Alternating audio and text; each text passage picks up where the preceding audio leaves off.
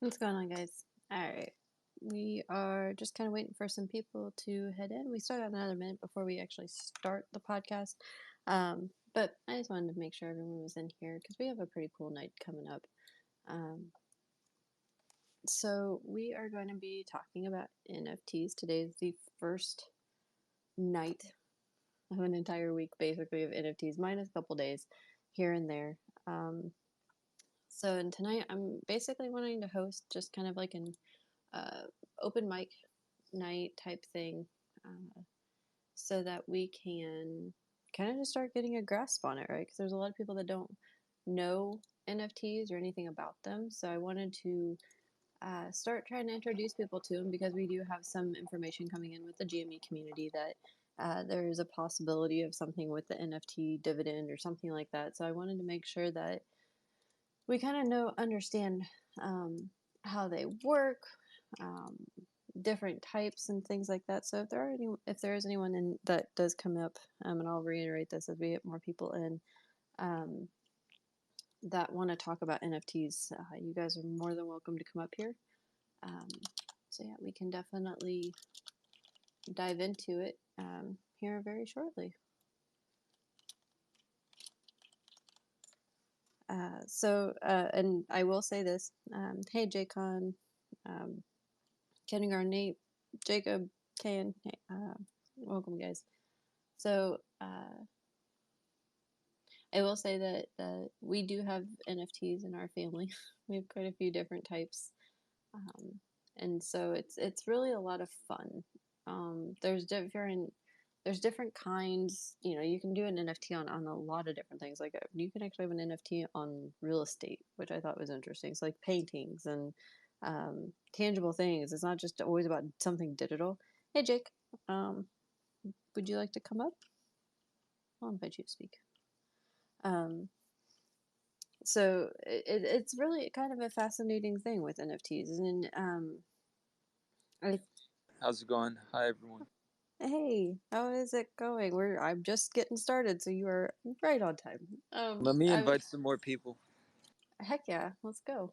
Um, so I will start off with what is an NFT? Literally stands for a non-fungible fun. I cannot say this word, Jake. You're gonna laugh at me. Fungible token. For some reason, my tongue is just like, no, screw you, man. Um, so more or less means that it's unique and it can't be replaced with something else. Um, and this is where, it's like crypto, basically. I mean, it's kind of like a crypto, but it's for I mean, a variety of things. It basically turns regular items or even, pieces of artwork into a type of crypto and they become valuable. But Jake, I will let you take over because you know a lot more about this than I do. Yo, all I know is that here's my story with the whole NFT thing. I was running an AMC space call, and all of a sudden, my room got raided by a bunch of NFT people, and it turned into an NFT space call. And that's my exposure to the NFT space. At this point, I'm just doing art. I've been doing art for about 5 years, seriously, and I'm just getting started with digital first art. So I'm working on a few collections. I do think this is an exciting space. There's a lot of innovation happening, and yeah, if you have any questions or you want to follow my story, getting started in the NFT space, my DMs are open. I appreciate that. Yeah, it's a fascinating one so far, I will say. Like, it's really cool that, I mean, artists, like musicians and painters and everyone, they're all starting to kind of get into it. So I did pull up this little article. So I will be learning alongside with you guys. I do understand a lot about NFTs, but I really want to get a grasp on this.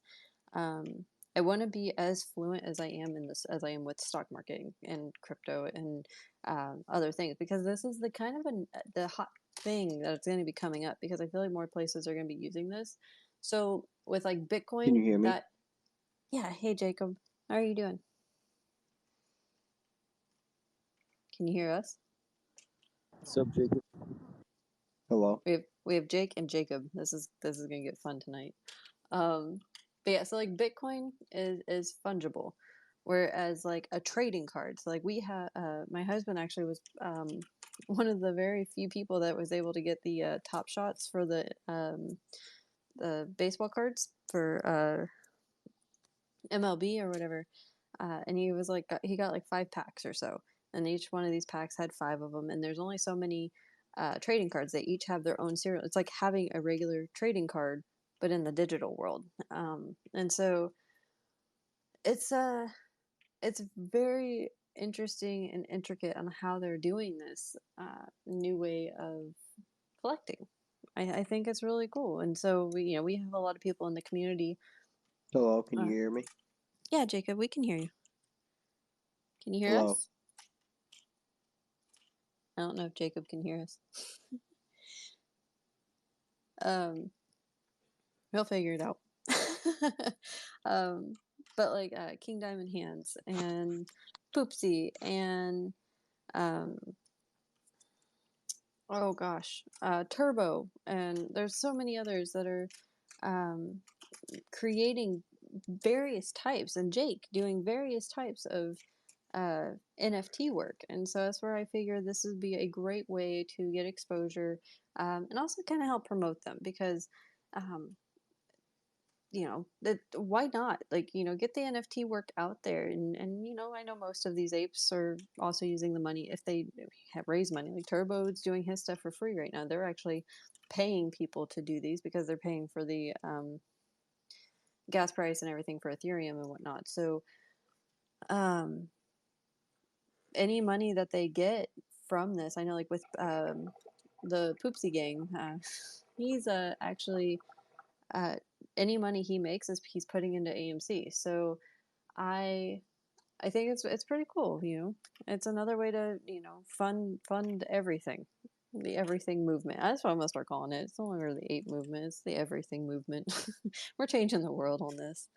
So but yeah. So hey guys, so I'm gonna say this again as I'm getting more people in here. Uh, if you guys want to come talk, you are more than welcome. If you know anything about NFTs, if you have questions about NFTs, I have Google. We can Google all night, guys. I'm cool with it. I'm never going to claim to be an expert on this, at least for not another, I don't know, 3 years, because it takes forever to become an expert on anything. And so I'm more than happy to Google if we don't have anybody in here. Hey, cousin. Hey, Americus. Um, yeah. So go ahead. Yo, so if I may just speak on the how you get into NFTs. Basically, what you need is a crypto wallet. Do all of you know what crypto is? Show like some hundreds if you know what crypto is. If you don't, I'll try to explain it. You can go ahead and explain what All crypto right, is, because there's gonna be crypto. people. Crypto is the short version of cryptocurrency like Bitcoin, Ethereum, Litecoin, all of them, right? So basically, there's this thing called cryptocurrency, and there's this thing called the blockchain, which is a public record of everything that goes on in cryptocurrency transactions. Now, where the NFT thing comes in, the non-fungible token part of the world comes in is on the Ethereum blockchain. So Ethereum's a cryptocurrency. They have a blockchain, like a public record of all the transactions.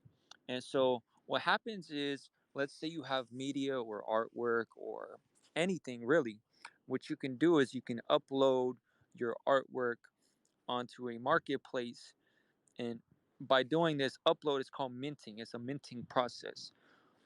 After you upload the artwork, you get a unique hash or a sequence of letters and numbers. This identifies your artwork uniquely on the public Ethereum blockchain, and it allows you to trade it and sell it on the marketplace. So that's where like the fun part of it comes in. You post it on a marketplace, you can sell it, and people then trade it. So it can grow in value over time, depending on demand and other factors. So it's an exciting new space. Again, I'm just starting out in the NFT space, but you may have heard of this guy that sold his art for like $60 million, like a digital piece, JPEG for $60 million. I saw that one. I can try to People. pull it up. Let me look it up. It was some crazy amount, but he's made even more than that since he got on the scene. So yeah, I think it's a great way for artists to get exposure and kind of like share their art with the world digitally. And you can also, like, let's say you sell your NFT on one of these marketplaces like OpenSea. You can get royalties every time it's traded or resold. You get like a percent of that sale perpetually. Cool factor in, like, if you were to compare it to the offline art market, you're not necessarily getting a commission on every sale in the future on your artwork. So it definitely has some benefits. Yeah, it's crazy. I was pulling up this, so I just went into the image search. So anyone that wants to see this, I don't have it on Twitter yet, but I'll tweet as much as I can out all the links that we talk about. I will tweet them out after the podcast and everything, and they'll be in the description. But if you guys do want to look on YouTube, I'm gonna show this now. So this is the NFT, this collection, this crazy ass picture that is put together, this collage or whatever. This is what sold. I think it was $69 million is what it sold for, which is insane. It should be showing up here soon. So yeah, it's crazy. It is absolutely craziness what they can do with these. I did see. Oh, Jake, I don't know if you knew that. So, is it in Atlanta? Somewhere in Georgia, there is actually an NFT museum. Have you heard about this yet? Oh yeah, I have. Yeah. I have heard about this. So if you guys ever get a chance, and if you're ever fascinated with it, you go on YouTube or anywhere, and look up an NFT museum, and it is seriously like it's just a bunch of hanging NFTs or even like interactive NFTs or anything like that that you can walk through like these buildings and stuff and actually see people's work. Like it's very very cool. And uh I don't know, like I was really kind of baffled when my husband brought that to my attention. He was like, look at this, like you can actually go and like and you can scan like codes and things and kind of get the background on it. Or there's some of them that like they interact with your phone, like they become like kind of like virtual reality type things. So it's pretty cool. So does selling the art transfer all rights to it, given it is on the blockchain? Or could an artist otherwise copyright and otherwise claim rights to the original work? Jake, I think that's a question for you. The rights are transferred via the smart contract on the Ethereum blockchain. So once you like do the sale, you're basically transferring rights to that content or media, and that way the owner of the media can resell it. Yeah, and that's kind of so I have the top shot for the NBA, and so this is where this gets really interesting too. The NBA digital or NFT trading cards, you actually own the clip that's in it. And so that's, we actually have a few of these too. And so it gets very, very cool. So, like, you have like different packs, like, they actually have some you can buy right now. And then you have the starter pack, like, the marketplace is right here. I'm trying to scroll through some so you guys can see.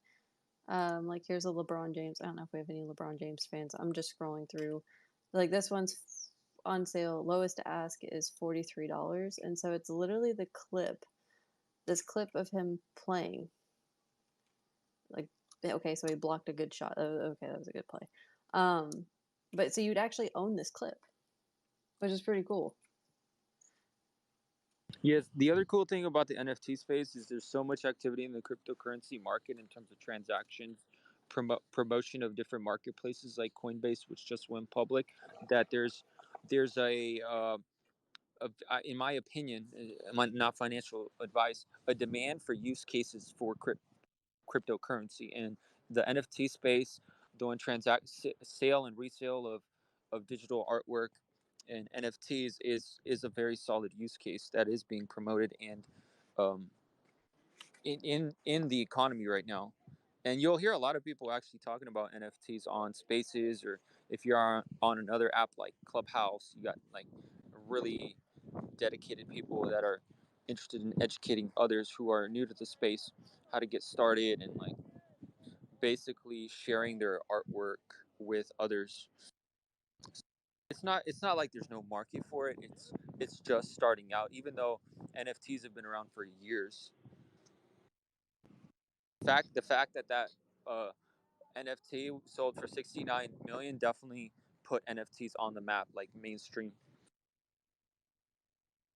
Yeah, I mean, it's such a, I mean, I think that's the thing that a lot of people don't realize is how fast technology is moving right now, and the technological advances and uses that we have now.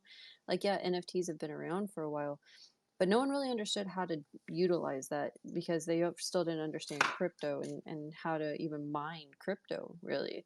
And so now that we're getting the information out and understanding how it works, so then we can actually better understand how to utilize these NFTs to a better copyright or rights to ownership or anything like that. Chef, no worries. So this is for my YouTube. Chef, if you have a lot of questions, it's fine. We will do our damnedest to answer these questions as much as we can, to the best of our knowledge. If I don't know the answer, I will put a pin in it and I will try to find the answer. But he does ask, so let's say you buy one of those clips, so one of the trading cards from the NBA. Would ESPN or someone then need your permission to be able to use that specific clip for a documentary or a show or something? From my understanding, Jake, you can correct me if I'm wrong, I believe so, because you own that clip. Like that's kind of the whole big thing with what the NBA was doing with their uh, trading cards, was that you actually own these clips. And there's some of those trading cards, I mean, they're worth a fortune. Like there's some Michael Jordan ones that are so cool, and well, I can't remember. Tyler was showing me quite a few of them, but I believe they'd have to have your permission. Is that correct, Jake?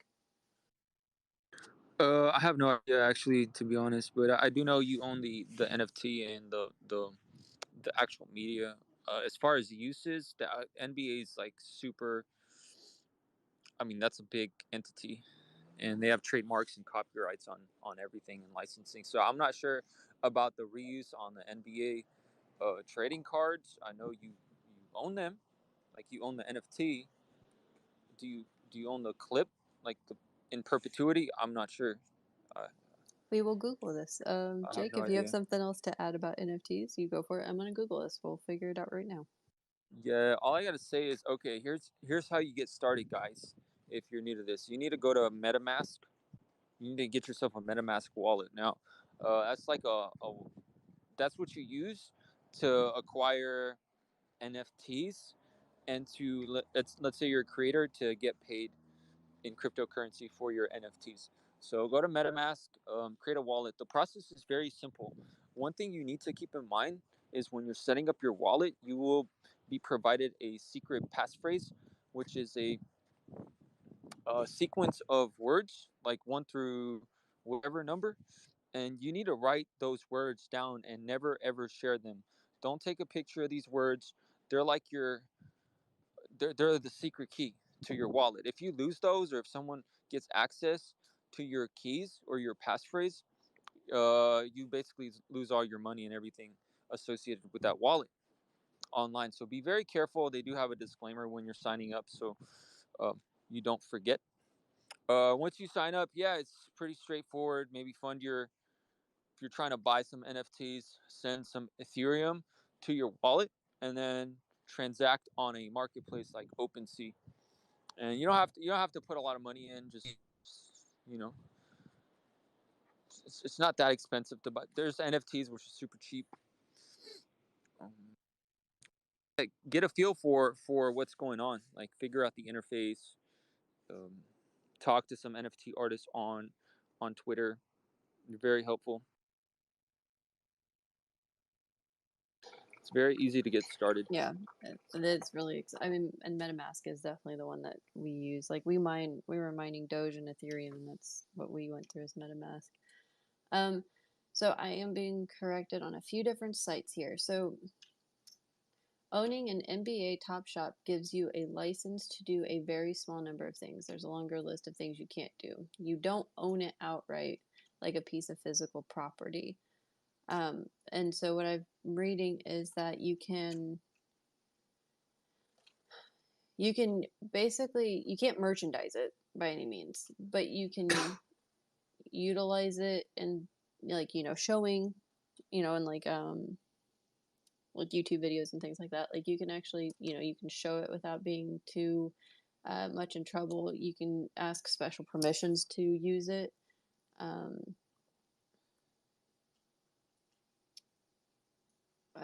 Answer is that each NBA Top Shot comes with an equivalent of a unique serial number registered on the blockchain Top Shot is using called Flow. May have the very same video on my phone that you do, but unlike me, you can prove yours is an official limited version. In some cases, there are thousands of certain Top Shot moments available for sale. In other instances, there are very few. Can I do anything with Top Shot besides show it to people? Yes, owning a Top Shot gives you the right to sell it. If you do, the blockchain registers a system underlying NFT will show that the buyer is the new owner of the Top Shot. You also give it away as well, of course. Even though NBA terms say you own the NFT, that's not exactly true. You don't own the underlying copyright of the highlight, the NBA does. That means you can't use the image to create merchandise. You can't commercialize any elements of the NFT without prior written consent. You also can't modify it. If you truly own the Top Shot NFT, the way you own a piece of personal property, the NBA won't be able to prevent you from doing any of this. But what you have instead is a property is a license to do a small handful of things, not quite the same thing as owning something. So, I mean, it's very limited on the things that you can't do, but there's a few things that you can do. So, and I'll post up those things so that there is no misconception. Again, I'm learning a lot of this as we go, especially when it comes to things like the NBA Top Shot thing, cards. Whether it's the MLB, the NBA. I know NHL is getting ready to start doing it, and NFL is going to be doing it. So it's something to definitely keep watching, because I'm sure it's going to change throughout the time frame of it existing. So I mean, it's a good thing to ask. Thank you, Chef. We'll figure this out. There could be different, and that's just for the NBA. Like it could be different for people like Jake or myself if we create NFTs, or Poopsie or Turbo, like how those NFTs are done. So that could be different in the copyrights. Like it could just be in the rules of how, whenever you own that NFT, what you're allowed to do with it.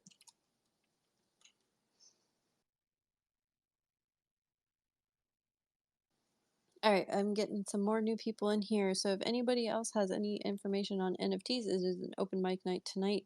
So feel free to come up, guys. Or if you just want to talk, come up and talk.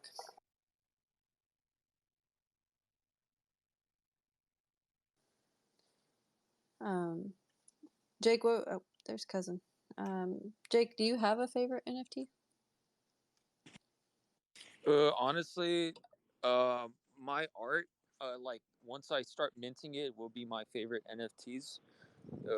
I'm not really attracted to what is up there right now, like the CryptoPunks. CryptoPunks super popular, right? There's all kinds of other NFTs on OpenSea, but I feel like I want to bring something different to the NFT space with my artwork and my collection, which I'm slowly getting out there. It takes a lot of work to actually draw, sketch, and create the artwork. So yeah, we'll see what happens. Super excited. Sup, cousin? What do you got to say? Hey, how's it going? shit, I don't know. I just wanted to make the mic available so that I could chime in here and there. I'm actually sitting trying to finish up some stuff at work, but talking about the NBA NFT stuff, you're gonna see because it's such a new space. You're gonna see corporations taking advantage of that space. So like an NBA FT, it's they're nothing. They're nothing at all. It's a money grab. It relies on greater fool theory. It's just a digital card. So just like you can pick a card and then sell it online, I mean that's worthwhile if that's what you do. So you can Yeah. flip them just like the physical cards. But yeah, you don't own it like the possibilities could be. It's definitely going to be more useful as we develop the space for someone like Jake that's creating his own personal art. um, and then you can document ownership because you can set something up like a Redbubble, right? Who's to say that someone can't just go on there and take a screenshot, redistribute your art? Well, this is like a serial number. This is like a blockchain serial Yo, number that proves ownership. So until you transfer ownership, it's yours. It's documented. It's copyrighted. It's more than copyrighted. So it's a super super awesome space that we all need to look into and get into. But as far as like the corporate stuff, like the wrestling, WWE, they put out some stuff. I mean, again, there's some potential there if you want to buy it and try to flip it, but you could also get caught holding the bag if no one wants it. I'd say there's probably more opportunity to flip the NBA stuff because I know the cards are popular right now. So I feel like the digital cards will also be popular. But I mean, like your everyday layperson isn't going to be buying one of those for $1 million. Like that's just not a thing. I also question. I wonder if how much of that is like just straight money laundering. Like you see something ridiculous, too ridiculous to be true. Like it probably is. Like when you see some dumb shit on eBay that's like, hey, why is this random like light fixture selling for $20,000? Well, that was probably a drug deal. So it is yo, what it is. But yo, cousin, did you hear about the Dorito chip, the puffy Dorito chip that sold for $20,000?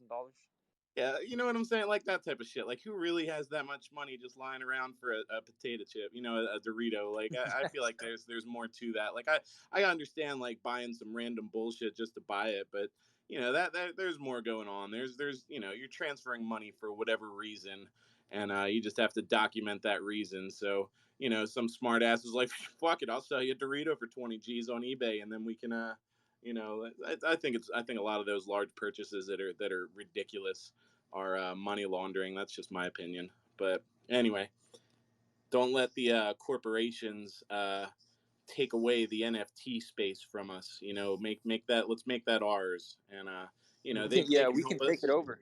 Yeah, yeah. I mean, just don't let them have it. It's ours. Like fuck you, you know. So yeah, a lot of opportunity there. Anyone that does any kind of art, I highly recommend. That's a space you should be getting into. It's a really good chance to monetize your art and really work with your supporters and build a following and build a brand and all that positive stuff. Uh, Definitely. Gaff Gary and YouTube said the chip was bought by Doritos, they believe. Yeah, it was bought by Yo, Doritos. Doritos money laundering now. It didn't come from me. They might be. Now, money laundering What's up, seems like DPS? the perfect thing for all the other crazy millions of dollars on those NFT things. But the Dorito one was from actual Doritos. Hey, DPS, what's going on? Hey, Kenna, thanks for hosting, and Of hey, cousin course. is yeah, and hey, cousin, thanks as well for the shout out. I think that was you at least. Yeah, Yeah, I I said hi just earlier. I just came into this, so I don't know anything that's been discussed. So I hope I'm not repeating anything, but I recently got involved in an NFT project really organically from Twitter Spaces, and it doesn't actually like touch the stock market at all, which is most of the spaces that I'm in. One of the things that I became aware of recently is that um, NFTs have the ability to disrupt existing industries, and the industry that I'm operating in, I'm not working in official capacity, but I'm collaborating pretty closely, is the music industry. And I've known people previously that worked in the recording industry, and the recording industry is really kind of nasty from the perspective of when you get to the point where you're ready to sign a record contract, you're still an artist early on in your career, and the market is so competitive that a lot of artists will just sign any contract because they just want one in the first place. They're kind of at the mercy of the industry to throw them a bone per se. And historically, there's been barriers to entry of producing records, renting time in sound studios and having production and post production done are very expensive. And with the advent of technologies like digital tracking systems, the cost of this thing has gone down, and it's empowered individuals to do some of this work on their own. And the platform that I'm working on, it basically allows most of the revenue from quote unquote minting an album to go directly to the artist.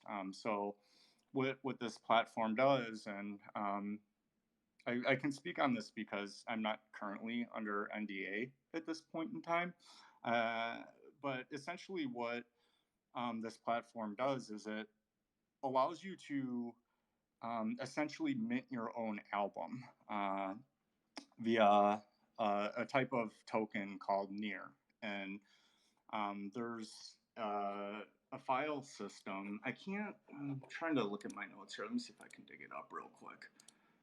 Give me a moment. Yeah, it's called IPFS. It stands for the Interplanetary File System. And the file system itself has some integrity checking capabilities to prevent the duplication of a sort of bit for bit copy of the file. I believe it's also time series stamped, so there's some linear validation that you can do to sort of validate the uniqueness of content. And there's a mapping that NEAR does that connects directly with the interplanetary file system. So it essentially, performs a link of something that exists outside of the NFT itself to the NFT. And one of the things I've become somewhat interested in, and I don't know if anybody has any knowledge or experience in this, is the sort of cost basis for the data persistence layer and replication of large files within the blockchain. And sometimes things like super nodes or whatever you want to call them might maintain a full view of the blockchain, but with doing things like allowing people to essentially verify the integrity of large media files that are arbitrary in size, it doesn't necessarily become feasible to mint that directly on the Ethereum network itself. So it raises this question in my mind about who's operating the nodes where these things are actually persisted on disk, who's backing them up, who's ensuring their replication. And I think of things like BitTorrent like this, right, where you kind of have like one seed that gets replicated out to everybody who is downloading that particular thing, and if the seed dies, everything else does. But from the perspective of something that in theory can never be destroyed, how is that data integrity actually maintained? And this is something that I don't have specific knowledge of, but if people go ahead. Yeah, can I I'm sorry, hop in for that. Yeah, So absolutely. So you have crypto, and then you have NFT. So you have fungible token, non-fungible token. So crypto is like replicated, like you can just buy Ethereum and it's just Ethereum and you can just buy Ethereum, versus an NFT, there's like that one particular thing. It's like a serial number, right? So as far as like verifying data and such, if it's something that's in a position to be replicated, there's a couple cryptocurrency projects that I think the difference essentially is if it's centralized or decentralized. If you have a centralized cryptocurrency, like I can just take out your building, cut your power, and like destroy your project, and like it's just that's a wrap. Versus like if it's decentralized, you could have a setup, I could have a setup, Jake could have a setup, Kenneth could have a setup, and you can take out my setup, but it's mirrored. It's not quite a mirror, but as far as like the nodes and the super nodes, like you're talking about, like it's spread out across the different places. So like you can come bomb my building, but like it's out there. Like once it's out there, it's out there. So as far as like verifying file integrity in a sense of something where it's, you want it to be replicated, it would be, I think, more of along the lines of that kind of cryptocurrency project versus an NFT, if that makes sense. I'm not sure. I mean, I'm trying to explain it in the terms that I understand. I don't, I'm not an expert by any means, but that is my understanding of it. I also have a video that I recommend y'all watch.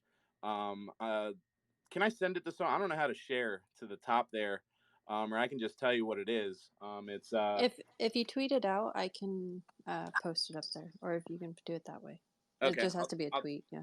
Okay, cool. I'll do that then. It's essentially John McAfee speaking on centralized versus decentralized, and he speaks a lot about crypto stuff, and it's just something that everyone should keep in mind moving forward in the crypto sphere because think about this. And I don't mean to get on a tangent. I really didn't mean to cut in. In fact, I'm gonna save this. I'm gonna let you get back to what you're saying, DPS, and then I'll post the video and I'll talk about it later. Sorry about that. Go ahead, go. Oh no, that's okay actually. Like I'm working my way towards a question, and I think I've kind of tangentially articulated it a little bit, but I guess what I'm saying is like when you're dealing with petabytes of data, right, and presumably any sort of model where you're allowed to upload arbitrary media to it and have consistency and replication and high availability of that data, that there's a cost associated with that, right?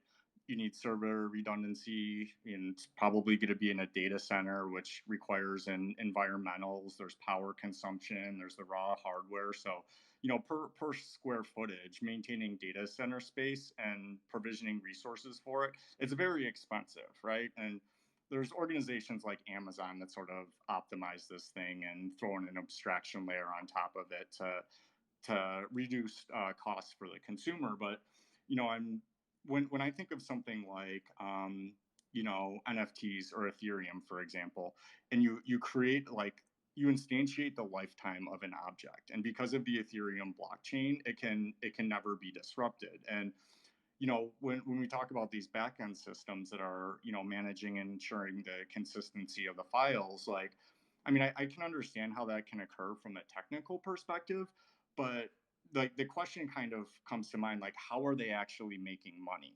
And if you have like a centralized thing where you and Jake are like, yeah, we want to kind of like throw up our own like centralized blockchain and have replication between us, how at that point it becomes sort of decoupled from the NFT itself, because the NFT lives on the blockchain.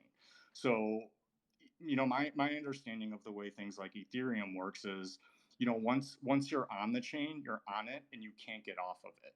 And like no matter what, the data is just there forever. And with two disjoint systems that have some overlap, where there's this, I'm putting up the air quotes over here, linking and unlinking of data, you're basically like maintaining tight coupling and strict digital permanences of two disjoint systems. So I was interested in kind of like the destructibility of that data if there was a failure on a sort of a leaf node, like the centralized thing hanging off it at the end, if you will. So that was kind of my question, and I think you answered it in part. And I'm also just kind of like kicking around ideas and trying to develop understanding and induce people with specific knowledge in this space to kind of educate me. So I'm utilizing this space a little bit to kind of garner some knowledge. Go ahead, Jake.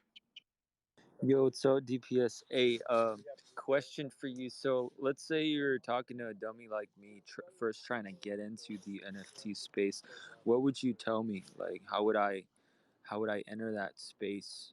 And maybe cousin, you can jump in on like the whole GameStop NFT situation, because that has been in the news as of late, and that does tie into this conversation with I don't NFTs. I don't have anything except speculation on that, but maybe DPS can give you some real world stuff. All right. Yeah, I mean, I think so. There's two questions here, really, right? The first question is, how do you get started with NFTs? And to be honest, I have been interested in NFTs for less than a week now, and so I've had conversations with people. I think that that's a good way to start, but what I'm doing now is I'm actually going through the process of purchasing my own one.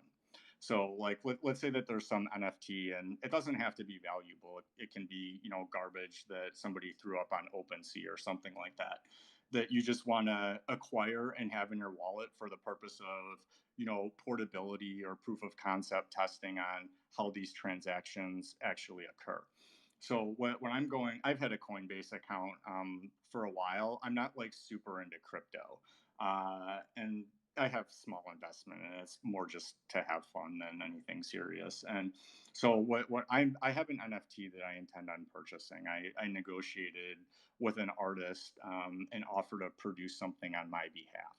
So what I'm looking at doing is essentially figuring out how to get that darn thing into my crypto wallet by purchasing it, and then possibly figuring out how to transfer it to another wallet by selling it, and then identifying the sort of costs and overhead associated with that. So like one of the things that there's something called Trust Wallet. There's also a Coinbase wallet. Provisioning a wallet is free. It creates a really long, in theory, collidable identifier that will not collide, that you can have to yourself. Called a passphrase. No, it's That's not a associated with the passphrase. passphrase. It's not a passphrase. So you'll see people who want funding from Cash App or something like that, where they'll post like their Cash App ID, or they'll post like their PayPal ID. The wallet address, it's an address that typically only computers understand, and it's very long. So typically with a passphrase, that allows you to recover the contents of your wallet if you have a backup of it, and disaster recovery is required. And I think it may provide the capability to lock or unlock it, but I don't want to speak specifically on that because I don't understand it totally and want to give people bad information. But based on the research that I've done, like your wallet address, it's pretty safe. It can be public knowledge. It's the sort of thing that's like, hey, you want to give me something? Like, here's my address and send it over. So if your wallet address itself becomes compromised, my understanding is it's not really like the sort of thing that you need to be concerned about, and for all intent and purposes can be considered public information because it's anonymized. So I'm kind of going on like a little bit of a tangent, and I'll give you my opinion on the GameStop thing as well in terms of NFTs. But essentially what I'm doing now, and I'm hoping to have it wrapped up in the next few days, like if you can transfer something from wallet to wallet, right? And some platforms like provision a new wallet ID every time you complete a transaction, and other people have more of like an actual static wallet ID. So I just have an individual wallet ID, and what I need to do is transfer some Ethereum from Coinbase into my wallet, which requires it a little bit of lead time. If you're transferring funds out of your account, you add the wallet ID and then it holds it for like 48 hours, I think. And then once it's in my wallet ID, I'll be able to transact upon it to actually like buy the NFT for OpenSea. So that's where I'm at with that. I see your hand up. Yeah, I can step in and provide some clarity on how wallet addresses and all of that work for sure. No, If can it we helps. get to Jake just real quick, and then we'll Sorry. get to you, Yeah, Jeremiah. I just want to add that I invited Dead Crazy Dude in here because he's an artist that's already been producing NFTs, so he's definitely knowledgeable about how the entire process works and also the art side of things. Feel free to ask him some question. And what's up, dude? Hey, what's up? How's the night going over there? Nice to meet you all. Nice to meet you Nice to meet too. you. Yeah, it's very good to meet you all, friends. It's very nice to be here. If you want to ask me something, feel free, please. I appreciate that. Jeremiah, what did you have to I say? was just going to provide more, a little bit more clarity on how wallet addresses work, and also touch on Filecoin, which I would have stepped in. I don't remember who was speaking about IPFS and the data persistence layers for file storage solutions through decentralized options. I think was that Cousins. I'm not sure. No, that was me, DPS. Okay, sorry. So so I'll start there, and then I can jump to provide some clarity on wallets. So the idea of IPFS is it's a two-part system. Data decentralization and data storage is managed within IPFS, but the which is the interplanetary file system. But the actual data governance, like the long term data persistence, is managed via Filecoin. So the idea, like at a high level, of how to make money by encouraging decentralized storage is that the more storage that is being used and the more storage that is being decentralized and the more the IPFS is being used as a direct competitor to something like Azure, AWS, or IBM or something like that, is that it boosts the value of Filecoin up as a cryptocurrency. To your point, the side of NFT being within IPFS is absolutely accurate. Like it exists within the Ethereum mainnet and doesn't change. Although, with like presumably, hopefully, with Cardano smart contracts and ERC20 converters, that can flip to other mainnets. But specifically, if it's minted within Ethereum mainnet, it stays within Ethereum mainnet. Um, but when it comes to Filecoin, Filecoin exists just as a cryptocurrency on its own that is running as a data governance solution for IPFS. So um, you essentially, if you are a miner that is using your storage, making your storage available for decentralized um, storage volumes within the IPFS network, then you are paid through Filecoin. So the more the Filecoin is worth, which means the more it's used, it obviously increases in value because it has higher demand. The more money you make. So that's the logistics behind how decentralized something like decentralized storage from IPFS, which is essentially the leader in that right now. There are a couple other options within crypto, but none that are as far advanced or being leveraged to the point that they are with like IPFS is. So my question real quick is that so are we able to store NFTs on like cold storage devices? Is that a thing? Yeah. And NFT is just a smart contract driven token. It's no different from holding any other type of single currency or single token within your wallet, which kind of ties to what was being said about wallets. The wallet address, as was being said, is absolutely accurate. It's completely public. You have a public-private key pairing on your wallet address. You can have your public address out there all day long. No one's going to be able to decode the private key off of the public, except maybe like in the future of quantum computing, which may end up completely disrupting everything. But that's realistically years and potentially decades away before we're anywhere close to anything that could be done on any massive scale with that. So your public key or your public wallet address is absolutely just free to throw out. To your point, there are wallets that do automatically cycle through and create new public addresses that are connected to your static private key. Your private key is something obviously that you should never share and will absolutely give access to the inner workings of your wallet. But a public allows for essentially read only. You're putting it out there, and it allows it to be the point of. It's like a postal address essentially. People can have your post address. It doesn't hurt them to have your post address, and that way people can send you mail. Your wallet address is just that. It's a way that people can um, send you crypto. So NFTs are exactly the same. So you would use a trust wallet like MetaMask or various others that exist, but MetaMask is usually the go-to since it integrates directly with Ethereum's mainnet. You would create a wallet for holding the NFT essentially, and then when you purchase the NFT and it's sent to you as part of the purchase, it's validated um, through the blockchain, obviously, because that's the goal of having a smart contract and it being on the blockchain, and it gets deposited into your wallet.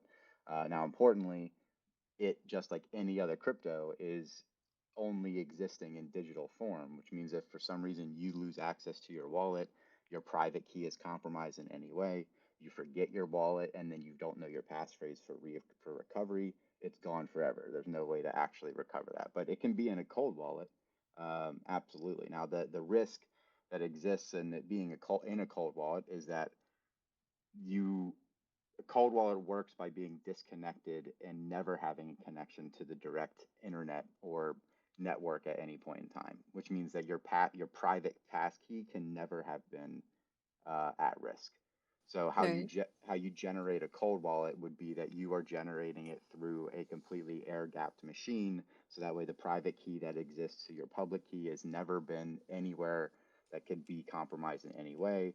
You're putting it on something like a ledger, and then it just gets stored in your closet, and you can send it to that public address as much as you want, because again, the public address can be public, but the private key was never in a position that could have a compromise to it.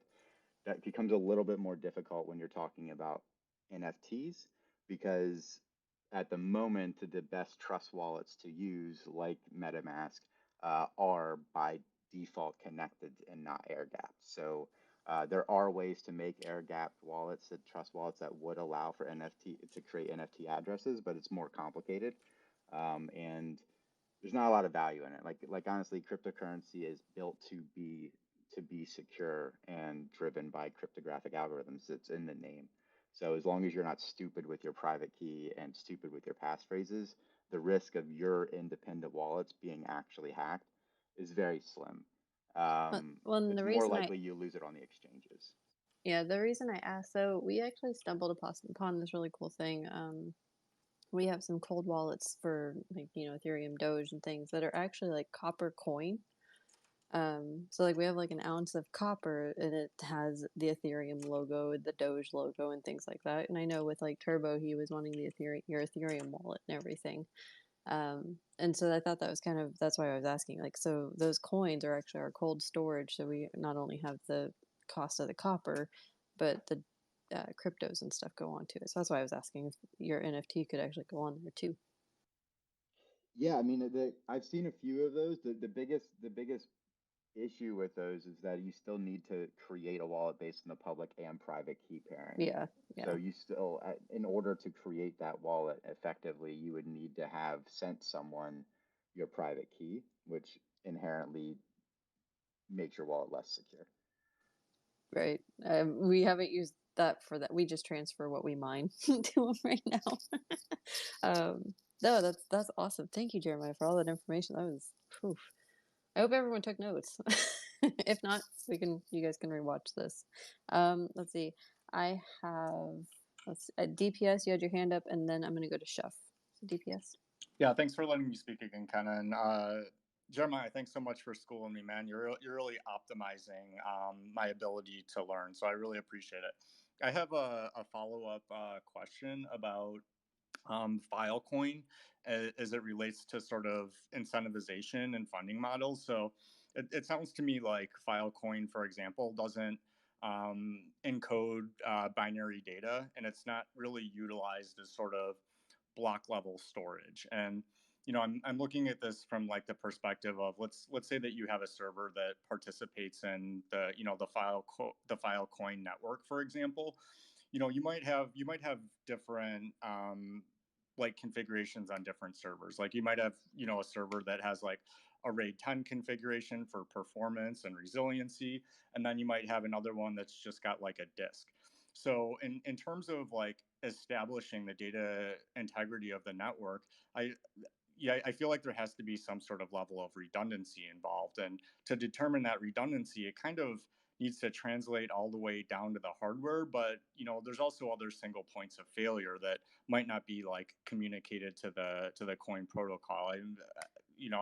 In my mind right now, it sounds impossible. So I guess my question is that when all of these blocks are getting replicated around somehow, in theory, I would think that there should be like a minimum number of replicas that exist on this backend storage system. And how does the protocol negotiate? And I would think it'd have to be optimized too for a cost perspective, because you don't want to have presumably you don't want to have more replicas existing on physical disk than you need to, because then it's more of like an inefficient utilization of, you know, bandwidth, raw resources, and stuff like that. So what is the actual logic being used to determine the minimum number of replication partners and actually determine where that is? Is that just like all stuff wired into the IPFS protocol, and or is that documentation in terms of like API and protocol specifications publicly available, or is it more of like a closed system?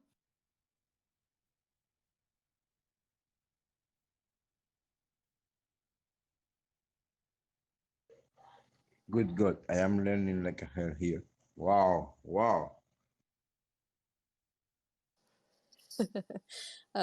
Chef, what was your question? Well, so I have a couple.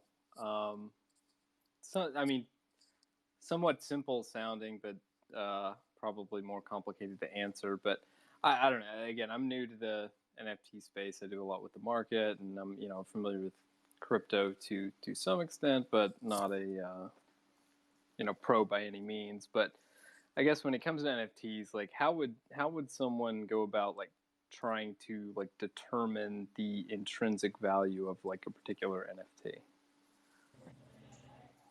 Well, I can talk a little bit about it, if I can, right? Yeah, if you would love to answer that, it would be great. Oh, this is the deal.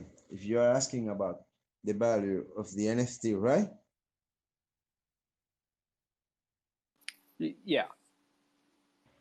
Okay. They have many factors. It's like, for example, you create your art. It's a sample, and you put a price. For example, 0.01, just for example. The collector love your art, see your art, and say, "Oh, I like it. I like this art," and the collector buy the art. Okay, get your collection. What happened with this?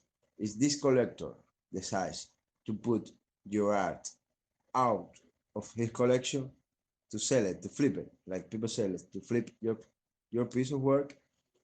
Is that collector put your piece of work in 0.5? That just crush the cost of your art. Take a little down the cost of your art.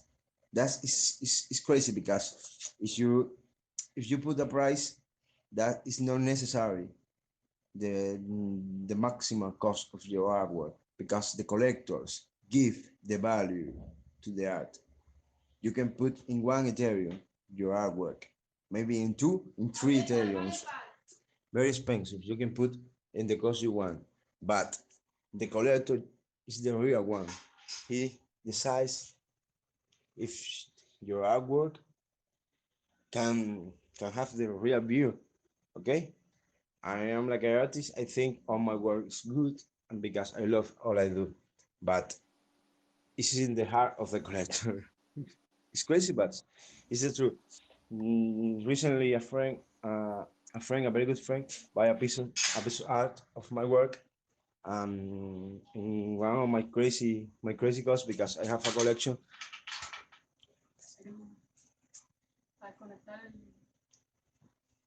Okay, entonces this is the deal. This is the deal.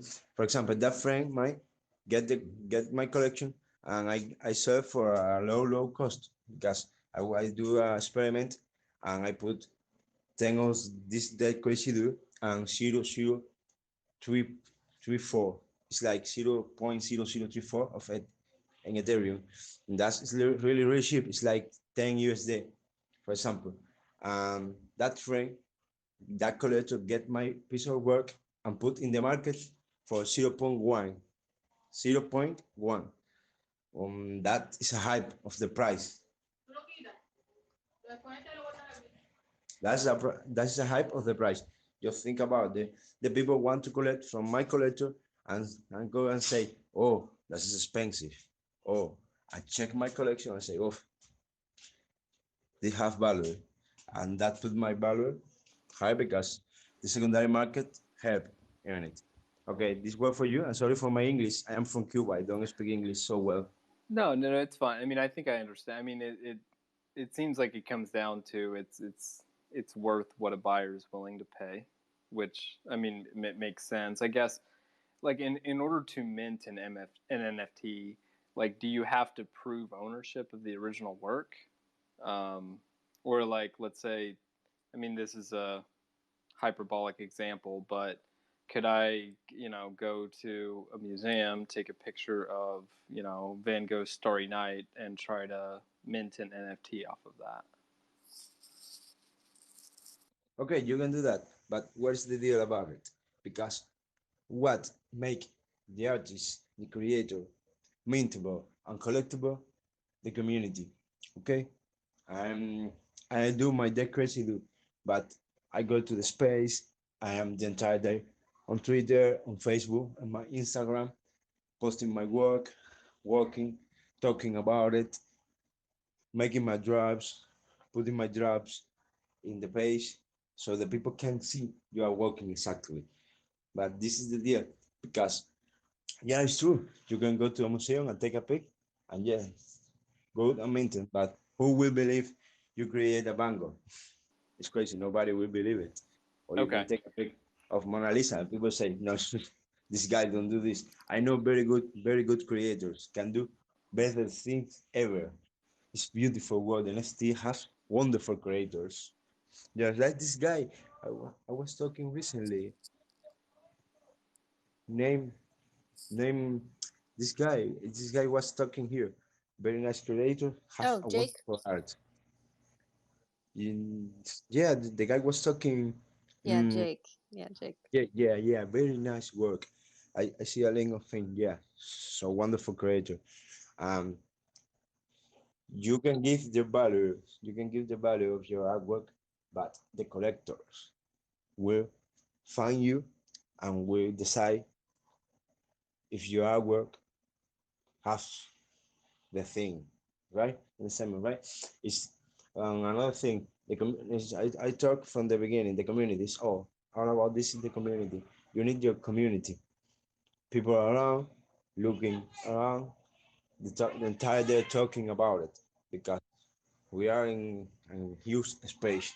A million of creators. Okay, and you need to put you in the light. It's okay with that. Yeah, no, I think that definitely that's helpful. I mean, like there's a community aspect to it, and people will kind of understand or figure out like whether or not it's originally your artwork, and so that helps. I guess one more question, then I'll be on the sidelines for a while here. Kenneth, this one might be for you. Like in your example about copper, I guess like could that NFT ever be like redeemed for the actual commodity? Because it sounded like when you're explaining it, like it was like somewhat Oh, backed by it. so no, so my our copper coin is essentially like having like a external hard drive or anything like anywhere you store that doesn't connect, like Jeremiah was saying, it doesn't connect to the internet. Like, so when we store our cryptos on our cold storage, it's not connected to any kind of online um, platform. So whenever if we do want to trade it, we have to pull it off our cold storage. And so it, is not easily hacked into because it is on a cold storage. Like there was actually just an article out about, did he do Bitcoin or something? There's a guy that had a bunch of Bitcoin and he just basically hid like 5 or 6 cold storage units all around the world because it's a ton of Bitcoin that he had. And so that was kind of a fascinating thing to see that, they wanted to keep the Bitcoin hidden off of the online market so it wouldn't get hacked into. Well, okay, I said that was going to be the last question, but I guess I lied because I got to follow up off of that. So I guess this is getting a little bit off topic, but like when it comes to Bitcoin or something like that, okay, since it's all being run off of a public blockchain that everybody can see, and there's a finite amount of these things that can be minted, if you're holding coins that nobody knows about in cold storage, like do you run the risk of those becoming invalid because they're not represented on the live blockchain. No, because every coin, and for Jeremiah or Dead Crazy, correct me if I'm wrong, but every coin has its own address. It has its own encrypted address, so it can still be tracked. It's still there. It's just not. So okay, so the easiest way to explain a cold storage wallet, the most basic cold storage wallet is you using a air gap computer program like a CLI on your command prompt to generate a private and a public key pairing combination, and then you taking those private and public key pairing combinations and writing out the 64 or 128 characters of lowercase, uppercase, and numbers and alphanumeric that it is, and putting and having the public on a piece of paper and the private on a piece of paper, and the private you just stick in like a fireproof safe and never touch it. That right there is the most basic form of a cold storage wallet. A nano ledger, which is like a cold storage electronic unit with a USB that you can insert into a computer and all that. That's essentially the exact same thing that is. It is just an electronic form of a notepad that has a bunch of private key phrases that can be stored on it. The blockchain on every crypto as a public blockchain means that every single transaction that has ever been made in the history of that crypto is available to everyone at all times, including the transactions that exist on your cold stored wallet. So that means that since that public address that you have for your wallet is public and can be shared anywhere, at any time you can post that, give that to someone, say, hey, send some Bitcoin here, send some Bitcoin there, or use it in order to transact with Bitcoin, and it will automatically deposit, quote unquote, deposit into your cold storage wallet that's in your safe that has never left, because you don't need to know the private key to put coin into a wallet address. All you need is the public. So that's the reason why if you accidentally send crypto to the wrong address, it's essentially unrecoverable. And if you send it to an address that has never been created, it's burning it. That's how you fight deflation and inflation in crypto, which is burning crypto out, which is what the 1599 update for Ethereum has done in creating a burn model in order to try to control gas fees more. So there's no risk of devaluing or having your coins be like a duplicate mint or anything like that, because the coins themselves that are being transacted and the coins that you end up owning in your that are stored in your cold storage are still part of the blockchain. They're still there. You can still see that I can go right now and look at anybody's public address on the blockchain and see all the transactions that have moved into that public address ever. That's the idea of having a public blockchain. So yeah, there's no risk in invalidating your crypto. It's just there in a cold wallet because as an air gap solution, the likelihood of it ever actually being hacked or being someone being able to get the private key and then essentially drain the entire wallet is virtually non-existent. Whereas if you had at any point in time had it as what's called a hot wallet, or even which is constantly connected to an exchange, or a warm wallet, which is like not part of an exchange but exists as a separate wallet on like a mobile phone, but is still connected to the internet, then if for some reason your phone gets hacked or the servers of a horribly run exchange like Quadriga or something like that get locked up because the owner dies suddenly and everyone loses billions of dollars in Bitcoin because he is the only one that manages the keys, your coins are not ever in that exchange. You're immediately moving them out of the exchange in the cold store wallet unless you're moving coins. The only time your coins should ever be on an exchange is if you're moving them in any reasonable amount of time. Like I'll keep mine on an exchange for maybe 2 or 3 days as I'm swing trading or something, but otherwise I'll eat the transaction fees to get them out of wallets I don't control. Because if you don't own the keys, you don't own the coin, period. Which is what we talk about with like Robinhood and Webull and things like that, where you're trading crypto. You don't actually own the coin. Correct. That's kind of the thing. Radio, I know you've been waiting a little bit, and thank you for your patience. What do you got for us? Yeah, no problem. I thought I had something to add that might be valuable. It sounds like maybe there's a wide array of skill sets here. So I've had to explain this to my family a couple times, like what is blockchain? And the best way that I explain it to them is one time my son used my saved credit card information in Steam and bought a $250 knife in CS:GO. And I get the notice and I call Steam and I say, hey, I really need to return this. And they say, well, it was purchased in the marketplace. And, we understand this was an accident. We're going to give you a refund.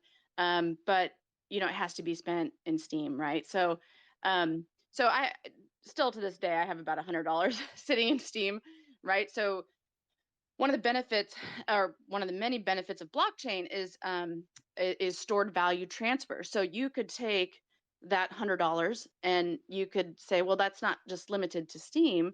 I could transfer that to Blizzard, or I could transfer it to a GameStop gift card, because you're not dependent on having to interact or export or import from Steam's, proprietary SQL or Oracle database, right? And then there's the security aspect, obviously, which is, if you do have separate, disparate databases interacting, each of those databases is going to have an administrator, right? And they're going to have the ability to remove data from tables, clean up event logs, and even if the table's encrypted, or it's encrypted at rest or in transit, you still have somebody that has total control over that and can remove and add at will. And then I guess I joined a little bit late, but I think there's 3 tiers, right? There's people who are pure consumers of NFT, like you've purchased something, you add it to a wallet, and that's the extent of your involvement. Then you have maybe, like, for lack of a better term, like a hobbyist, right? You're participating, maybe you have a node, you're tinkering, and then you've got sort of the highest tier, which is you're like a blockchain engineer, and you're discussing how I think when I got on, somebody was talking about, distributed file storage or block level replication or whatever. So I think, it's certainly can be very easy to get into as purely a consumer of NFT. Certainly as a hobbyist, that would be the next step. And then, blockchain engineer, I think that's probably totally different type of session. But I think, just the way that I explained the Steam Games thing, and I think that's the power that potentially is the power that GameStop might be providing, is in-game asset transfer between platforms that are currently disparate, and stored value transfer between different, Steam and Blizzard and those. So hopefully that helps a little bit. Yeah, no, thank you. I think that was a great example for me anyway, because like I said, I'm I'm new to the NFT space in general. I jumped in here to ask a few questions, but I think that's a great analogy, and I love the weaving GameStop into it as well. That's awesome. Did someone say GameStop? We just can't stop talking about it. Me either. I'm giving the people what they want. Can't stop, won't stop. Can't stop, Hey, won't stop. so someone asked me about the GameStop, the NFT stuff they might be doing. DPS, you gonna jump in and tell us about it, or what? I mean, I have an opinion about it, and why GME enthusiasts are. I have a couple of. I have, I think, the general theory why GME enthusiasts are really interested in it, and then I have sort of like a tangential theory of why it could also be useful to a company. So I think the primary theory that people are working with is that it's the whole naked shorting, loaned out shares number being incalculable. And this actually happened with Overstock. There was a short squeeze associated with it. It's well documented. So if you're interested in it, I encourage you to do your own research on it. But my understanding is the idea is that, so there's there's a certain number of total shares outstanding that is reported on, places like Yahoo Finance or whatever you use to just kind of look at general company metric information in terms of the stock market. So I think with GME, there's like 70 million shares or something like that. I don't know the exact number, but you get a lot of people who will say like, well, the float is much more than that. It's 10 times over and the apes all earn all of it, or it depends on who you talk to, right? But essentially, GME, for example, they don't have any debt. So they have the capability to issue a dividend, for example. And when you issue a dividend, you're sort of forced into locating all of the outstanding shares to actually pay it out to shareholders. So there's the idea that you could kind of force the market's hand or force market makers or short sellers in general to kind of determine a real accurate count of all of the shares as part of issuing a dividend. And if you issued a crypto dividend, it could be something that would potentially be distributed to shareholders in a very low cost. So you could maybe like create your own wallet and issue each shareholder a wallet or something along those lines, kind of provide a slick way to do that without too much overhead. So I think the ability for an NFT based dividend to induce a squeeze scenario, I think that's the primary reason why GME people are interested in it, because you can mint you can essentially mint like fixed numbers and stuff like that. And then the other reason why I think it's kind of interesting is that it could be used to like track single instances of video games to allow them to be resold if we move towards like digital downloads of video games. I think that would potentially be an implementation of it. People not going into brick and mortar stores to sell their DVDs essentially. And then I think another example where it could potentially be used is sort of in like the games and toy market. So if you look in like GME's online store, they sell way more stuff than like PS5s and video games, and they're kind of like, in my opinion, they're expanding their product line. So if you look at like all of these huge distribution warehouses, and GME enthusiasts and purists will kind of pitch it as like we're going to be the Amazon of video games or the gaming world sort of thing, which has like a $7 trillion addressable market. At least that's my understanding. But you could make segues into things like kids are getting cell phones really early, right? And what if you could mint like Pokemon NFTs or like some sort of toy or cards that kids were like super interested in, where you could have a rare Pokemon and how many are available, and it would give them like worth and stuff like that. So I think the third thing is more in like toys, gamings, like sort of like quote unquote baseball cards, Pokemon cards that younger people or even older people are interested in having and transferring and holding for extended periods of time. So those are kind of like the three areas where I see it could potentially be useful, where GME people would be interested in it. There might be more. Bro, you were supposed to leave something out. I was gonna piggyback off it, but you got all of it, bro. What the hell? I get. It's bullshit. No, I'm kidding.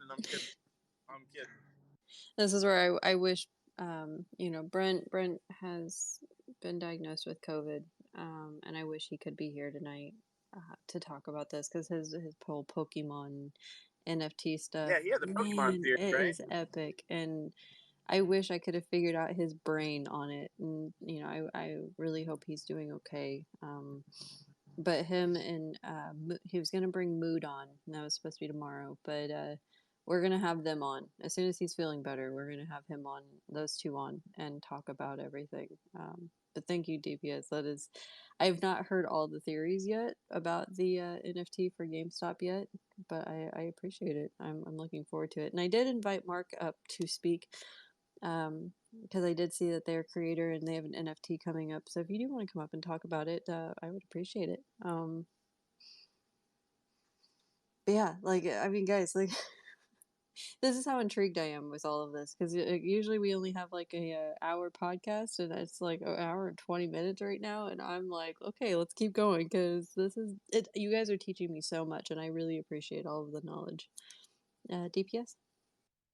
Oh yeah, I just wanted to say that I forgot about something. There is a fourth scenario that I've heard talked about, and this is pretty ambitious, but ideas are floating around that with this dividend sort of model that GameStop could potentially be positioning themselves to essentially reinvent transactional financial markets in general. For example, like replace market makers. And that's something that's been discussed as well. I haven't I don't have a personal opinion on it, but it's definitely something I've heard other people say. I think, It's the if I might add just real quick, I think some folks dug it out of their prospectus, basically saying that if the DTCC cannot serve this function, they don't have the technical capabilities, that it will be hosted by GameStop or a third party of their choosing. Yep. yes. Yep.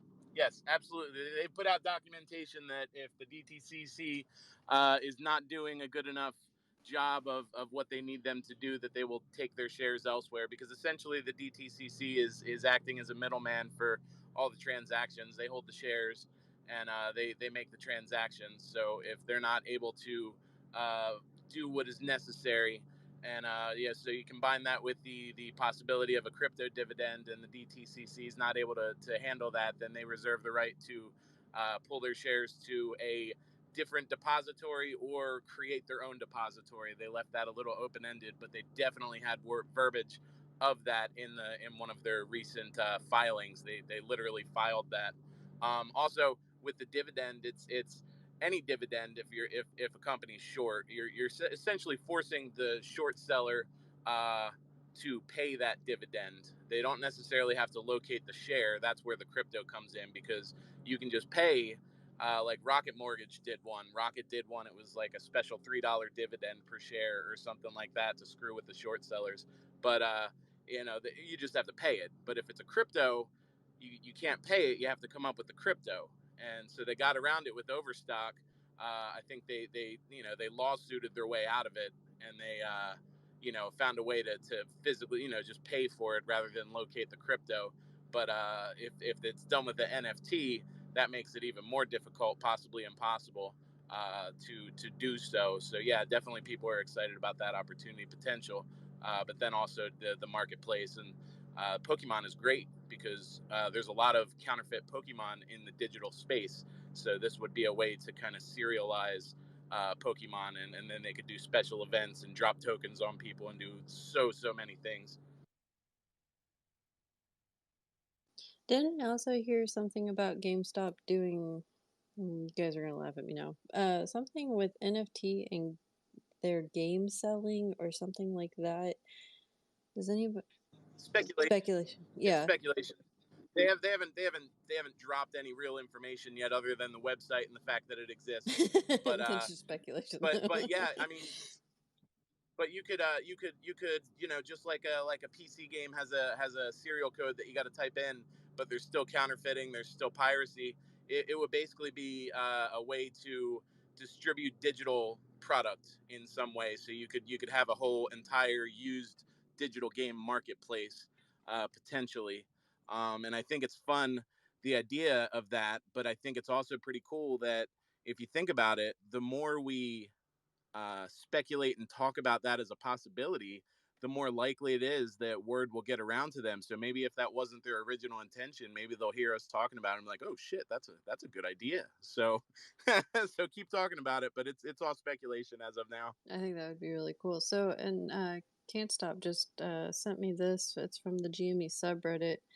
It's from investor.gamestop.com. From the beginning, talking about units. This is a little bit long. Each unit will be issued under a unit agreement and will represent an interest in two or more other securities registered under this registration statement, which may or may not be separable from one another. Page 13. We may issue units from time to time in such amounts and in as many distinct series as we determine. We will issue each series of units under a unit agreement to be entered into between us and the unit agent to be designated in the applicable prospectus supplement. When we refer to a series of units, we mean all units issued as part of the same series under the applicable unit agreement. In bold letters, we may issue units consisting of any combination of two or more securities described in this prospectus. Each unit will be issued so that the holder of the unit is also the holder of each security included in the unit. Thus, the holder of the unit will have the right and obligation of a holder of each included security. These units may be issuable as and for a specified period of time, may be transferable as a single security only, rather than as a separate constituent security comprising such units. So, and it says the big question is, what's the unit? Interesting. Woo, game coin. So yeah, I just wanted to share that because he just sent that to me. Jeremiah, I see your hand up. Yeah, sorry. I have quite a bit here, and because I've been taking notes as I've gone along, and I don't want to monopolize things, so please feel free to jump in and interrupt me at any time. I wanted to jump. Hey, taking notes is such a good idea. That would have been such a good idea. That is such a. I love that. I love when I hear people are like, I was taking notes. Usually I do take notes, but I've just been listening today. So I want to jump back. I don't want to leave DPS hanging on the question about decentralized data governance and storage on the blockchain. So I want to make sure that I provide that response quickly. So I'm not, but I could preface this by saying I am not an expert on IPFS or Filecoin. In full transparency, I used to hold Filecoin. I no longer do, and when I did, I was doing it purely to just swing trade it, and I didn't actually pay much attention to the tech. It was just to grab some coin off the top for a bit. But with that being said, like just from what I remember and just some quick understanding of the way the tech is expected to work or what it does work, is that Filecoin miners are so. Take a step back. So the first thing is when blockchain is validated, it continues to be validated every time it moves to the next miner. Since the public blockchain on any crypto is immutable, when if I am the first miner in the row and I have validated the transaction, the next miner will also validate the transaction that they're assigned to, as well as the validation of my of what I the transaction that I already validated. This is why if you have moved crypto, depending on the exchange or depending on the wallet, it'll sometimes tell you the number of validations that need to be done in order for the transaction to legitimately be seen in your wallet, for the coin to actually be applied to your wallet. And that's because it has to have multiple validators in order to actually approve, have the majority consensus and move the currency into your ownership. So for Filecoin and IPFS, the exact same thing happens, except instead of them validating the transaction of the coin, they're validating the storage of the property as well. So the logistics of how IPFS works is it's a peer-to-peer network, similar like BitTorrent or any other type of torrenting service and solution model, where you can set yourself up to be what is essentially a Filecoin miner, either a storage miner or a retrieval miner, whose sole purpose is to just utilize your hard drive space in encrypted form in order to allow people to host their items, what they have pushed up to the IPFS network from their devices into your device, and you're validating the storage of of their asset, whatever it is. And the next time that it moves to the blockchain, the very next person, the very next miner in the chain that is going to be responsible for validating the transaction, the next linked part of the blockchain, they would also be validating that storage has ownership in your volume and their volume. So the benefit of this obviously is it increases decentralization, because if I'm offline, then someone else will be online, which is why like BitTorrenting speeds up speeds of downloads and things like that. And right now in modern network speeds, that's not really important. But 20 years ago, when we were all running dial up and it took us 20 minutes to download a 3-minute song, peer-to-peer networking was king. So it's kind of playing off that. One thing to note with that is that the Brave browser, which is running off the Brave Access token, it currently is, as of March, I believe, of this year, fully integrated using IPFS for its own decentralized web services. So it is fully pulling in this idea that all of the assets that it's using to serve up its web services to anyone that uses the browser is at very low levels and obviously low amounts being stored in IPFS and across a decentralized network, which is driven by Filecoin. So there's a lot of linking back and forth between different types of crypto directives and what they want to do, and Brave and File and IPFS and Ethereum, and all of that's kind of connected in order to create this ecosystem of decentralized web storage that can compete with the corporate giants of Azure and or Microsoft and Amazon. Jeremiah, I have a question really quick, Jeremiah. Yeah. Do you know what protocol is being used for the replication by chance? Because I think a good way to explain that is like, if you were going to do, because we obviously you want to do replication of you want to be able to recreate the full image or high def image, and let's say you wanted to replicate a letter. Dear mom, you have letter.doc. Replicating letter.doc from one storage device to the other is, if you have high latency or whatever, you could have file corruption in transit, right? Or it doesn't end at the final location. But if you're doing block level replication inside letter.doc, you might have dear mom, comma, and then let's say the word mom is used 4 times and it's 0110110. You would basically, somebody would store that those bits on their storage device, and then there's a central manifest that places it all back together and can recreate the document in its entirety. But that is a complicated piece of software, and there are open source file, block level replication tools out there, but I'd be interested to know what it is, if we're talking about NFTs for really high quality. Yeah, so what I love Artwork. about crypto, so a little bit of background for me to kind of help Did that make answer sense? Yeah, can you hear me? Yeah, I can hear you. Okay, I wasn't sure if radio could. Maybe there was just some latency. Anyway, so I have been in the crypto space for about 5 years exclusively. Completely left equities. I came in for GME just for the fun of it, and have been here off and on since when it comes to GME. But otherwise, I'm 100%. My entire portfolio exists within crypto, and the biggest reason why I made that decision is because I believe that crypto has far more visibility than the equities market will ever provide.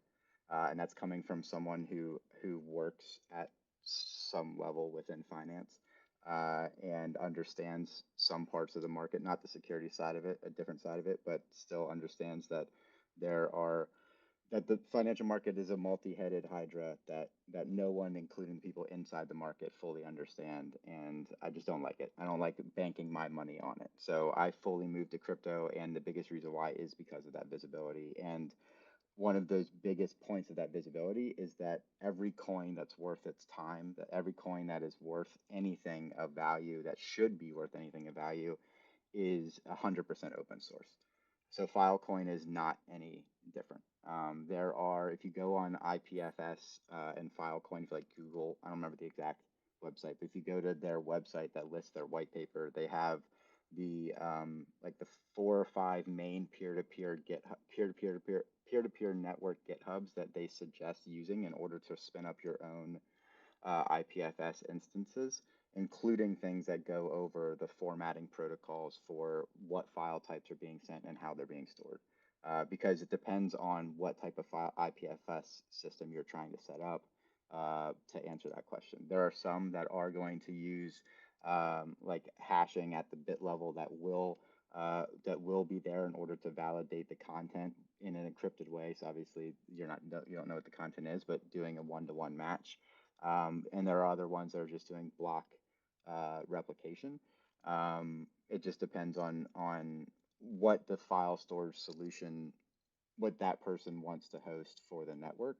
And then when you're uploading to the files to the IPFS, you're choosing what part of the network to upload it to, based on your knowledge of the protocols. Like, do you want to load it up to something that is multi-hashing? Do you want to use ones that are built to run off multi-format on multi-format project protocols, or if it's just a simple one-to-one of the document being stored and that's it. So you have that option. But yeah, if you're interested in that, I really recommend just checking out the IPFS website, or any. I guess it goes for any crypto. If a crypto is not open source, if you can't go to a GitHub for that crypto and see the commits that are being made by the developers working on that coin, do not invest in that crypto. It's not worth it. The Yeah, risk is too that's a high. good point. Yeah, that's a good point. Thanks. So that was on Filecoin, and I want to touch real quickly on the NFT GameStop stuff if I can. DPS, real quick. Do you have a question that relates to what you just talked about, or is it on something else? It's on something else. Okay, Jeremiah, you're still on. Okay.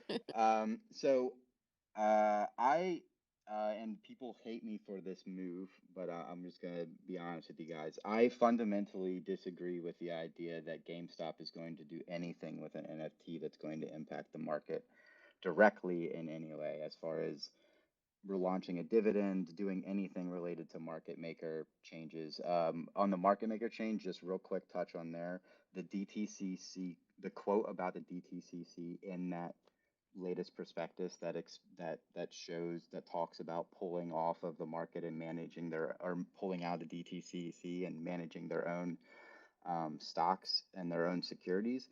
That exact terminology, if you Google the exact words of those quotes, you can find them in other prospectus as far back as 2014.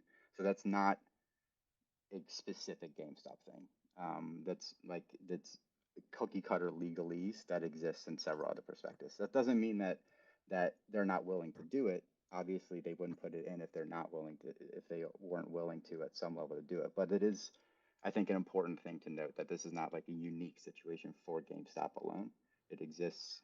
Yeah. Hey, Jeremiah, can I hop in first? I just want to tell you thank you for saying that, because I think it's important to stay grounded.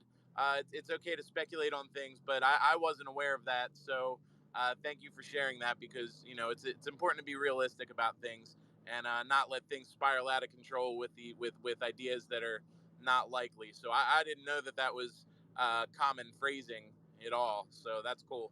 Thanks. I wouldn't say it's common. I mean, common implies that it's there in like 1 out of every 5 or something. I would say it's probably Not 100% exactly. unique, Yeah. though. You know what I mean? Not the Yeah. first time. That's an important thing to know, though. You know what I Correct. And I mean? also think it's interesting to note that the first time that I was able to find that occurring was as 2014, which was before NFTs existed. So, just something to think about with like their ability to use NFTs to do that if they were to do that. But yeah, I appreciate that.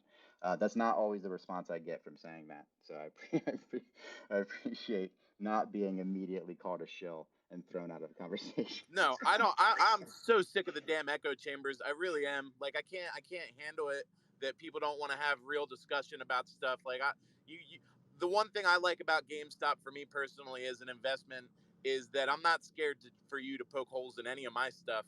You know what I mean? Because the fundamentals for me are just so strong. Like, go ahead, please tell me. You know what I mean? Like, I want to know, and I think that you should be able to be that confident in any investment.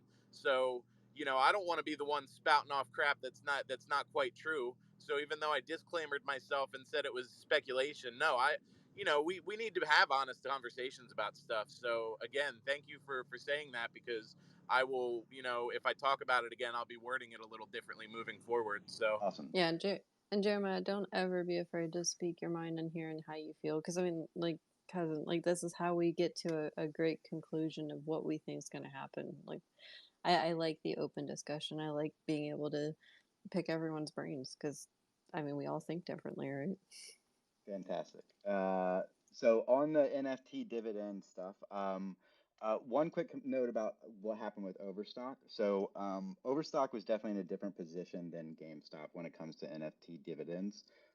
Number one, the biggest position difference is that they specifically bought T0 in order to own a crypto exchange that allowed them to have the back end functionality to create on the fly wallets in house and create NFTs and mint them in house on the same exchange using the backbone of the T0 cryptocurrency as the valuation for it. So by doing that, they were able to skip out on a lot of the costs that are associated with minting NFTs in bulk scale, and more importantly, the costs associated with Ethereum gas in moving them into unique wallets for every potential holder or potential stock owner that shareholder that should have an NFT assigned to them. And on the note of the reason why that ended up not happening from Overstock is the Patrick Byrne actually sold uh, all of his entire position in Overstock, $90 million. He sold it out overnight when the SEC told him that the only way that they would allow the NFT dividend to be processed is if there was a rider that made it so every owner that was given an NFT was mandated to hold on to the NFT for 6 months before selling it. And he took that to mean that the FCC was going, that was just like the first of many potential things that they were going to throw in his path to make it happen. He was sick of fighting it at the SEC and sick of fighting everything. So he just said, screw it, and sold his entire position. I mean, I don't necessarily fault him for that because he got super screwed over along the way by a lot of short sellers and the SEC. But it's still like a little bit apples and oranges for sure of saying like, well, Overstock did it, or even like the most recent VR Biologics or whatever that announced theirs in July, but has yet given zero direction as to what they're actually going to do to release them in any way, shape, or form. I've the reason why ultimately the reason why I fundamentally just don't believe that the NFT dividend has any legs in the argument for GameStop and what they're going to do is that the NFT dividend doesn't provide them with any liquidity or any business any return on investment at all. Realistically, at all, ever, but definitely not in the short term. Whereas I think that Radio gave a fantastic explanation when she spoke about the CS:GO stuff. CS:GO over the last 3 years or 5 years has demonstrated the real the liquidity that can come in, the income that can be retained from hosting an external third party marketplace for aesthetic items for a video game. And one of the biggest concerns during the entire CS:GO, when YouTubers were making millions of dollars off of funding a marketplace that was off Steam Marketplace for moving aesthetics, was the idea that it was very much an honor system to move it. NFTs resolved this, and CS:GO is not the only game that has this functionality. That is exactly in the pipeline of everything that GameStop is already known to do and be aware of. It has to do with video games. It has to do with e-commerce marketplaces. It has to do with buying and reselling existing owned items of some sort. In this case, it's all digital assets as opposed to physical games, or physical assets like video game systems, but it's the same concept. And it provides them with immediate value right now. It's tried and tested. It's a method that is working in other systems. It competes directly against known functional business models like Steam Marketplace that do not have the ability to offer a person-to-person type of transaction as easily as GameStop potentially could.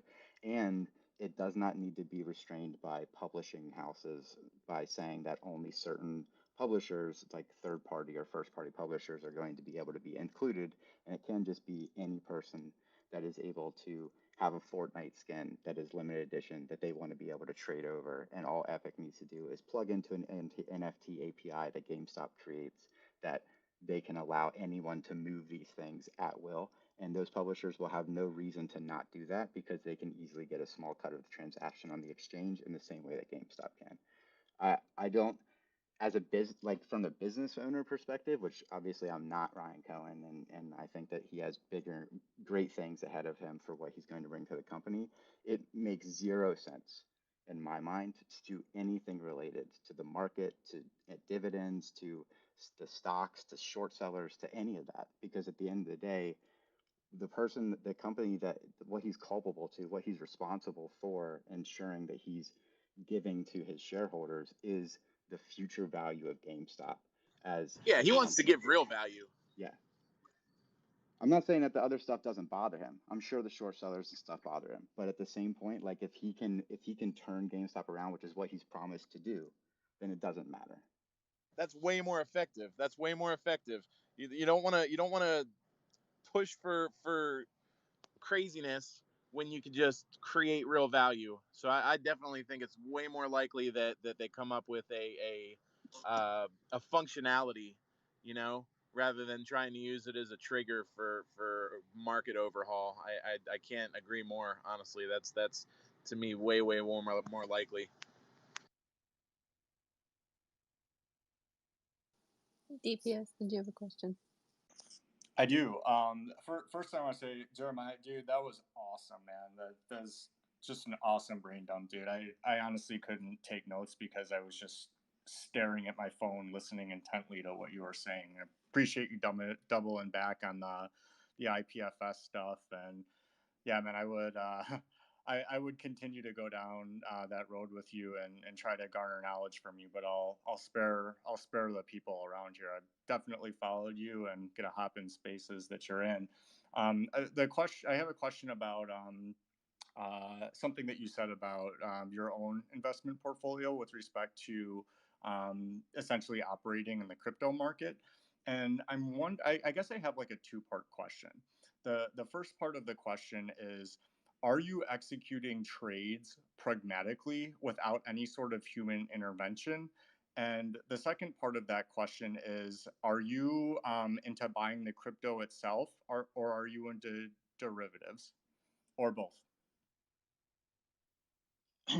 Yeah. So the easy answer to both of those is I do as little programmatic as possible, only because the crypto market is so while I have been exclusively trading within the market for 5 years and only crypto for 5 years, I haven't really doubled down on my portfolio to really want to make something of it until about a little over 2 years ago.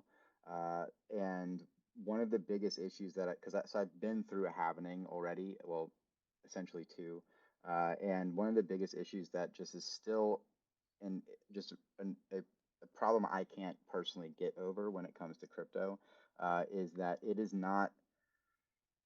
doesn't follow the same lines of movement as the securities market does. And every time I tried to create any type of programmatic setup using like there are multiple applications that you can install for very cheap or run online fully for very cheap that will like run the top spreads for you across multiple, especially altcoins that are moving very quickly, and just basically bounce back and forth on the high lows.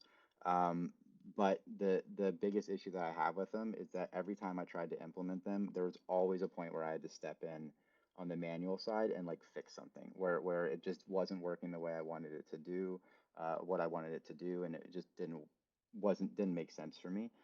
So I actually backed off completely for that because that was my hope of just being able to kind of like kick it and let it run, and move directly to manual TA across the crypto world essentially. And now my portfolio is, I don't know, probably like I think it's like 20 or 22 coins deep or something like that, with obviously a few that are like the top tier ones that I focus on the most. And I very rarely swing trade unless I can guarantee a decent percentage of return, because living in US, short capital gain taxes are fucking terrible. So I don't I want to avoid that as much as possible. And then the second question of derivatives, absolutely not. The derivatives market in general in securities is already something that I can't stand messing with. That hurts my head to try to think about, and just generally is not something that I like to fuck with. And when it comes to crypto is just too risky to touch on that side. That when people, so as I've been doing crypto for quite a long time, people always ask me like when they want to get into crypto, what it's like, if I could identify like a top three of like the most important things to tell them. The very first thing I tell them all is that the most stable crypto right now is Bitcoin, has been Bitcoin for a long time. The most stable crypto right now is still riskier as an investment than probably 99.9% of the entire securities market. So like if you do not have a high tolerance for risk, crypto is not where you want to be, because you're going to have to be okay waking up one day and seeing 60% of your portfolio gone and knowing it's going to come back, and just having faith in that. And then the second thing I tell them is don't ever invest in the hype or the coin, invest in the tech for long term. Unless you're doing short jumps, then it doesn't really matter. Then you can invest in the hype because it's pump and dumps, it happens. But the short term or the long term investment, 100% look at tech. I don't invest anything long term without reading white papers. Awesome. Thanks. Can you say that last part one more time? I mean, just re-emphasize what you do before you invest in something. I invest in the tech behind the coin. So I want to know I read the white paper. I want to know what the value of the technical scope of this coin is, what it means to do, what the mission statement is for the developers, for what they're trying to accomplish, in order to get a long-term read on what the value, like, for example, Dogecoin's entire white paper is a picture of a Shiba Inu, right? Like I'm not investing in Dogecoin for a long-term investment ever. Do I have Dogecoin in my portfolio, and did I bounce it earlier this year and make a decent amount? Yeah, I absolutely did. But that was full short term, and I never had it long term for not in any real quantity anyway, because it has no long term valuation in my mind. Whereas something like Cardano or Dot or even Algo at times, I've been in and out of that one a little bit. My Those husband white has papers are Algo much and stronger. Cardano. Yeah, he has Algo and Cardano. Those two have interest that you accrue. Yes, staking interest is great. Absolutely. Yes.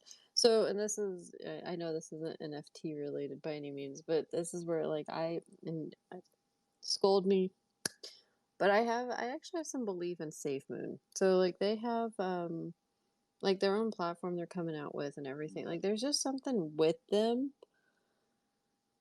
I can't put my finger on. I got into Doge. So backstory for those that don't know, like I got into Doge when it was like 0.001, 0.006, I think it was my average. My husband was actually before me, so it was like 0.003. Can So I I don't borrow know. some money? So this was back in also 2014, 2015, or it's at that time frame. Like basically when Doge was brand new. So we used it as a piggy bank. Like we flipped it year after, months after months, and just kind of traded it on and off. And so no, I don't have the God, I think this is where I kick myself every effing day, guys. We had like something stupid like 20 million coins. F my life right now. So, um but we used it for bills. We actually we would sell it off if we needed to pay rent or something, and just trade it or whatever. It's how I actually got into a lot of my AMC and GME position earlier this year. And I actually, we mine Doge because we have custom built computers, so we can mine it pretty easily.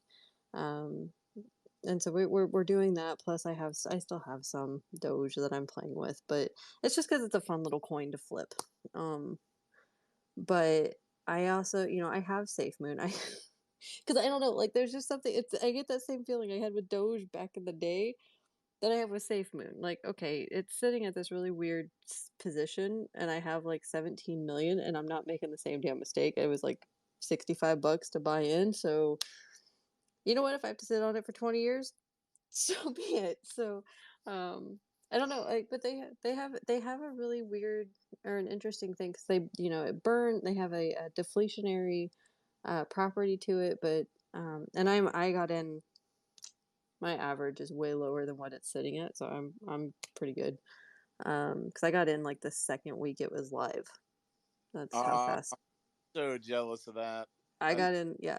Look, I'm trying bouncing on low cap coins, low cap altcoins. If you have a couple extra bucks to throw at them, I'll never knock that. I have ones in my portfolio that I have, you know, 50,000 of that I end up spending $25 on that I've held for 2 years, and I don't care. Like I'm never gonna, if something crazy happens to them, that's great, but it's never going to be like it's not a long-term investment that I actually think is going somewhere. Right. No, it's just like a piggy bank. Like from the tech side of SafeMoon, they're not the only coin that has burn protocols out there. EIP 1599 runs burn protocols. It's not really new. My biggest issue with SafeMoon as a legitimate investment opportunity is that right now 42% of SafeMoon is owned by a single address, which means that it's fully whale driven. It only takes that, whoever that is, presumably the To dump it. developers, Yeah. it only takes them either to dump it or, even worse, them to just buy another 7% or 8%, and they own majority consensus for an entire proof of stake or proof of Yeah. work coin, which means the entire validation of the transaction is in question. Right. No, and I trust me, that is a very big worry of mine. But it's, I don't know, like there's, well, and I wouldn't, so if anybody is looking at SafeMoon, I do not advise trading it. Like it's something that you literally have to, like they literally took the the ape sentiment behind this thing, and they're kind of doing it with the same as the wallet that they're creating. So they have a 10% tax whenever you sell. 5% goes to the liquidity pool, 5% goes to the distribution to the holders, right? So like the longer you hold, I don't even know, actually I might have more than 17 million at this point. But the longer you hold, you know, you get every time someone, you know, people sell, you get a distribution. I think it's like 10% of whatever you're holding, you get that added every month or day, whatever your wallet hold is doing. But they're doing that same thing with their wallet. And so it's like that'll apply to like Bitcoin. It'll have that same 10% tax. So every time you sell your coin, you're getting that 10% tax. It's craziness. So you kind of have to make sure it's beneficial to sell it. But yeah, so like their wallet, they're doing it for Bitcoin. Like if you hold Ethereum, you'll get like the 5% back or whatever. It's kind of interesting. Can't stop. Yeah. So I actually own some SafeMoon, and I think they just came out with their beta like a couple weeks ago for Android wallet for like 10 for 10,000. They just did it for Apple, and I think they're coming out with their It's really hard to hear you. Can't stop. with their on So much better. wallet. Yeah, sorry, I had a Bluetooth on, but yeah. So a few weeks ago, they had a beta for like 10,000 Android users to use the wallet, and then they just did it for Apple. And I believe the wallet coming out for everybody is coming out in like 1 or 2 weeks. And I think there's like 2.5 million, maybe more now, holders. The thing you were talking about where you get coins from just holding every time someone sells. I'm not sure if when someone buys you get those, but tokenomics or something. But Yeah. they got like a blockchain or an exchange coming out, or they got like all these different things happening before the end of the year. I don't know. I think it's a really, really interesting project. I don't know. I'm kind of excited about it. I haven't really been excited about any crypto except this one. So we'll see. And they're like doing stuff in Gambia and like the countries, and I don't know. It's pretty interesting. Yeah, and they also have NFT stuff coming out as well. Yes, they do. So yeah, it's something I'm keeping my eye on. Right. DPS, you have a question? Yeah. Oh, go ahead, Zach. Oh no, his mic, it was just picking up feedback. Oh, okay. Yeah, I have a couple of comments, and then I have a specific question. Kind of, you inspired me because like I've always wanted to become a miner, but I've never actually like dedicated the time to sit down and go through the process and kind of see what that's like. So, thank you for doing that for me. And in terms of like the whole Safe Moon thing, I tried to buy Safe Moon a while ago, and none of my banking institutions would allow me to transact on Pancake Swap. Like I tried every single way I could do it, and I was never able how to figure out how to get money in there. But Oh, Gate.io. Use Gate.io. okay, I'll take a look at it. Thanks. Yeah, I didn't. I might have tried that as well. Like I can't remember. It was a while ago. But SafeMoon is attractive to me as well. And I don't own any currently, but as I mentioned, I did try to purchase some. I think that they do great marketing. They have the roadmap published and stuff, and they kind of give a good impression that they're kind of like the shiny and new thing that has big plans for it. And the technical functionality of the token beside, I was interested in the deflationary component of that as well. But yeah, I think that they do great marketing, and that attracted to me as well. And Jeremiah, I had a question for you, since you're interested in technical capabilities of individual coins. Do you have an opinion on the ISO 222 standard in general? That's my question. So real quick on, I just want to like close the loop on SafeMoon real fast. So the idea of SafeMoon and as a long-term investment, I'm never gonna be the person to say like don't, if it's your money, it's your money. Like you just play smart with it.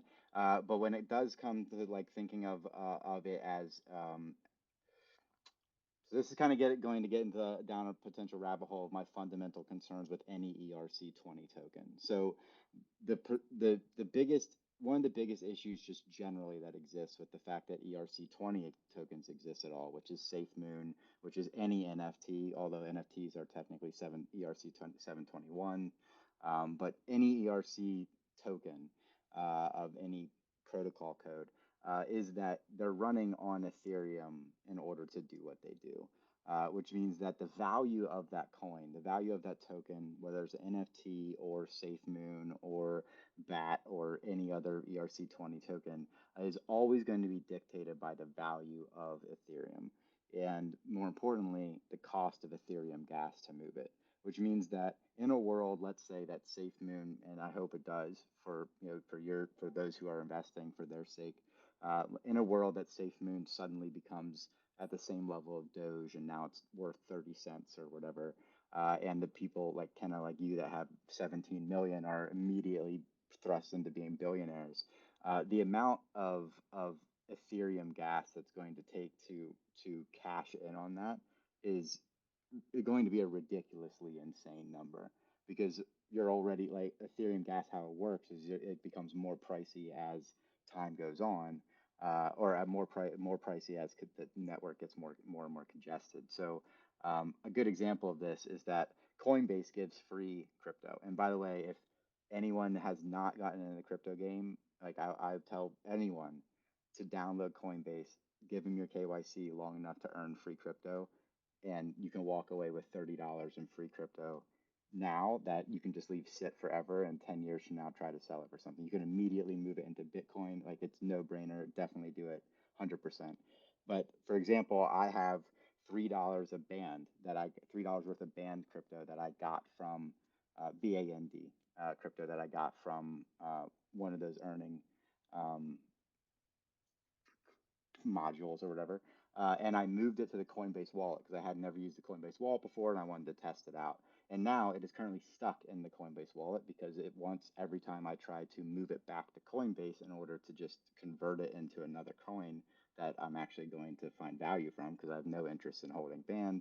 It costs me somewhere between $40 and $140, depending on the day, in gas in order to move $3 worth of band.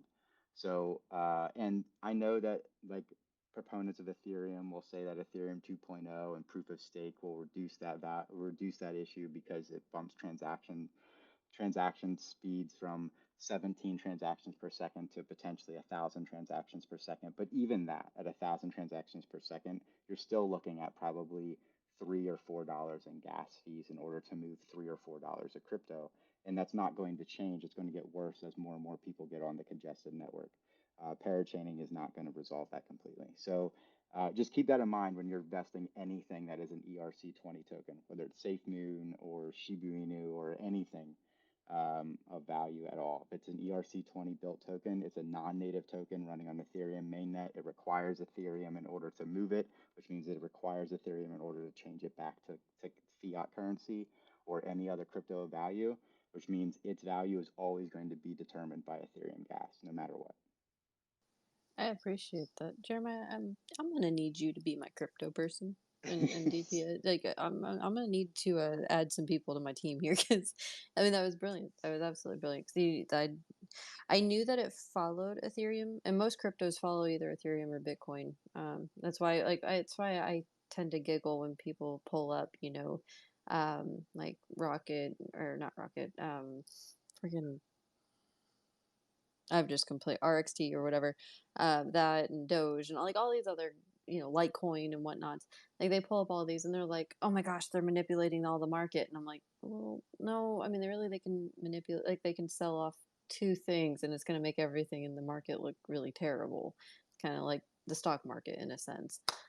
Um, I don't know, like it's a goofy. So yeah, that's definitely, thank you for reiterating that with Ethereum. I did not know all of that information, but you are amazing. And just I know because I know like this will eventually end, and I'll try to join others, but I may or may not make it. And I don't want to like do any type of self-plugging at all. But I do Go ahead. in my profile, I do have a link to a Discord server that I own. I don't like to say I run it because I'd hate doing mod work, so I set up so it's fully run by bots. So that way I can just talk about crypto. But for sure, if anyone's interested in talking about crypto, join and ask any questions that you want. And there's plenty of people on there that have different levels of experience and have spent multiple years, or people that are just brand new and have never done it at all. And we're very eager to talk crypto. It's what we like talking about. So.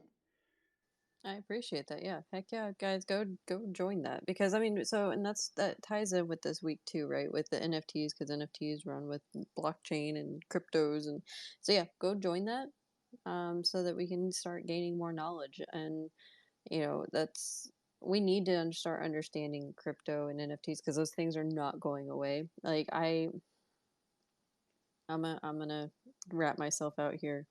Back in '08.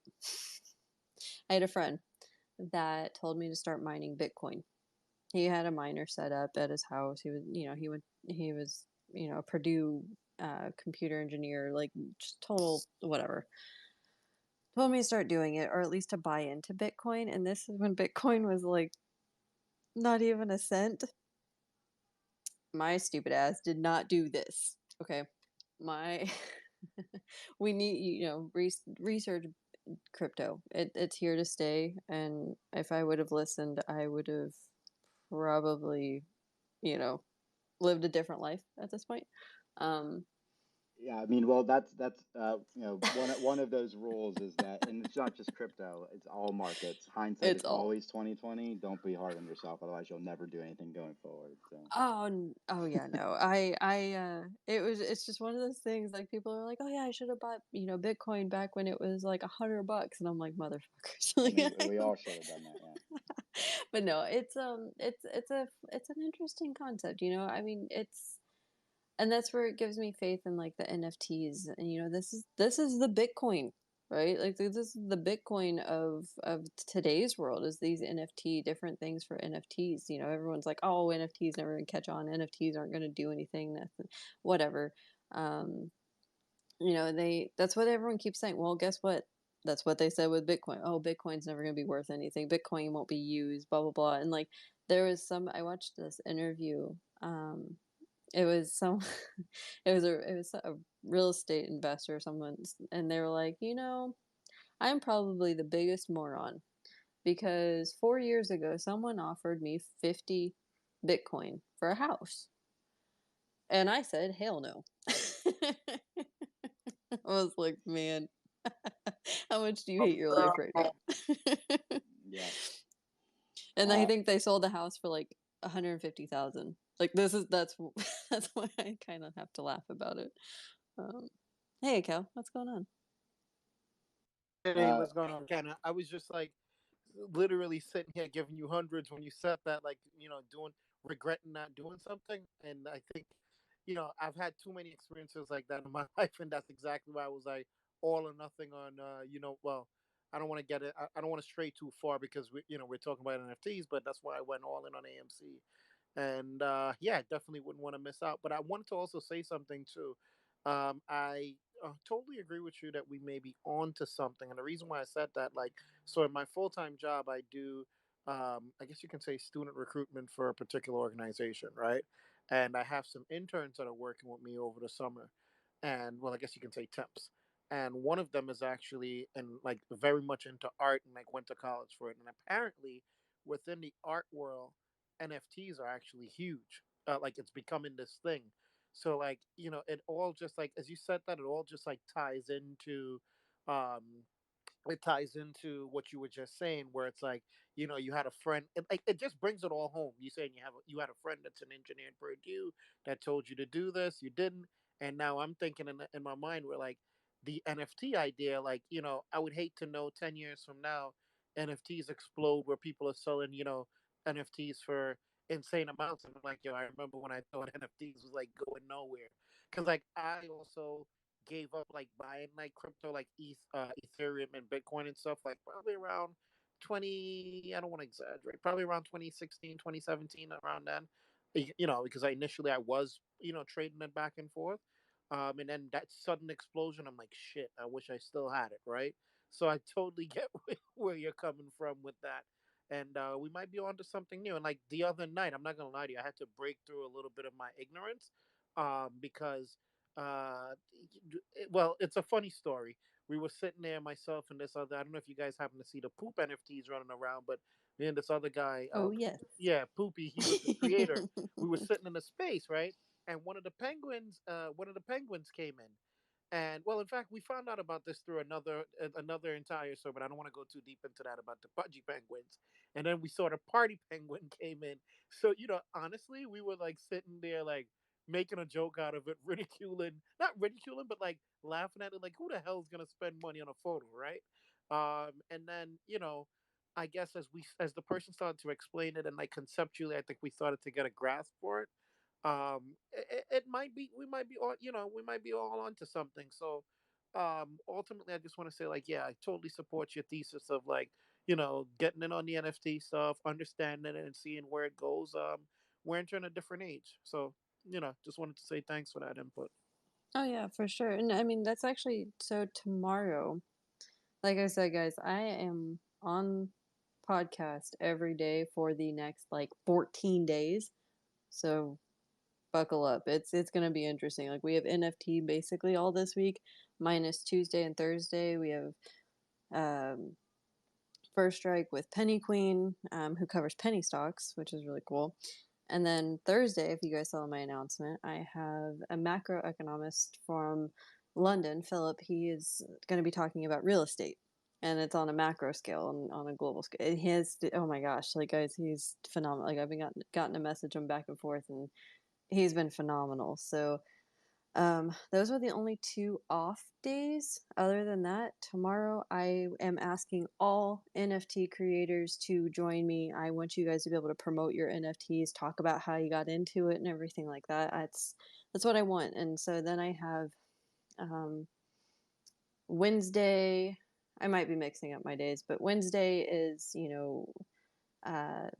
kind of like how they work, general knowledge and things like that. Friday, I do have the Poopsie Gang coming on, and it's going to be like, I need to figure out a different name, but the only thing I can keep calling it is the shit show. So if that's what sticks, well, guess what? That's probably what's going to stick. I got one too. I don't know if you ever saw my Mr. Ouchie. Mr. Ouchie. Yeah, that's me, Mr. Ouchie. I'm a log right back Hey, on what's into up, Oh it. yeah, Mr. yeah, yeah, yeah, Ouchie? yeah. I forgot that's your alter ego. I'm sorry. Yeah, that's my NFT. And then Mother Mayhem below, she has one too, and she's Yes. in the Yeah. listener mode. Yes. So I am wanting all of the poop squad to come up and for Friday. Like it's gonna be so funny. I probably will just it'll probably be like sheet show, like SHEET, because it's just too funny. Um Whatever. We need humor some days. And then Saturday, my husband is going over NFT stuff for him.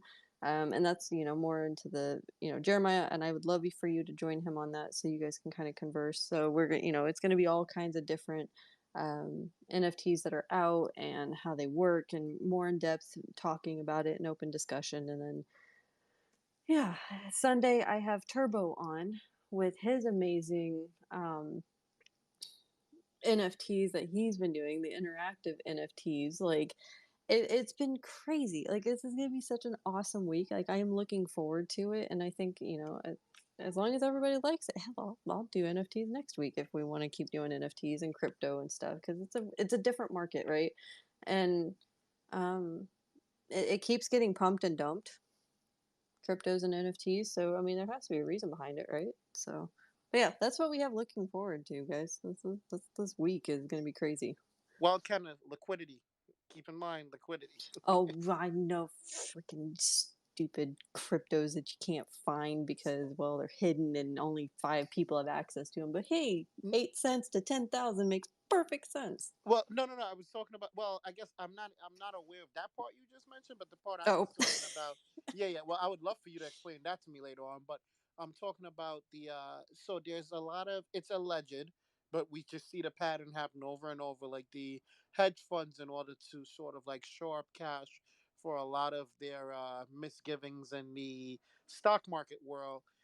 Crypto is like sort of like a wild wild west for them. So they're doing hmm a lot of pumps and dumps on the crypto side in order to show up their stock market mess ups. So yes, yeah. They there was I can't remember which crypto it was, but it was only available on 2 trading platforms, and you actually had to be invited to one of them. I can't remember all of the logistics. This was months ago. Um, but yeah, it was an 8 cent coin that got pumped to $10,000 and then dumped within like an hour. was that That, Safe Moon? No, it no, wasn't Safe Moon. It was safe it was Moon. it was based in it was some coin was based in Chicago. I don't remember the name Yeah, of it. I was looking at that too. All of the addresses point to Russian locations. that's weird. VPN maybe? I don't know. No,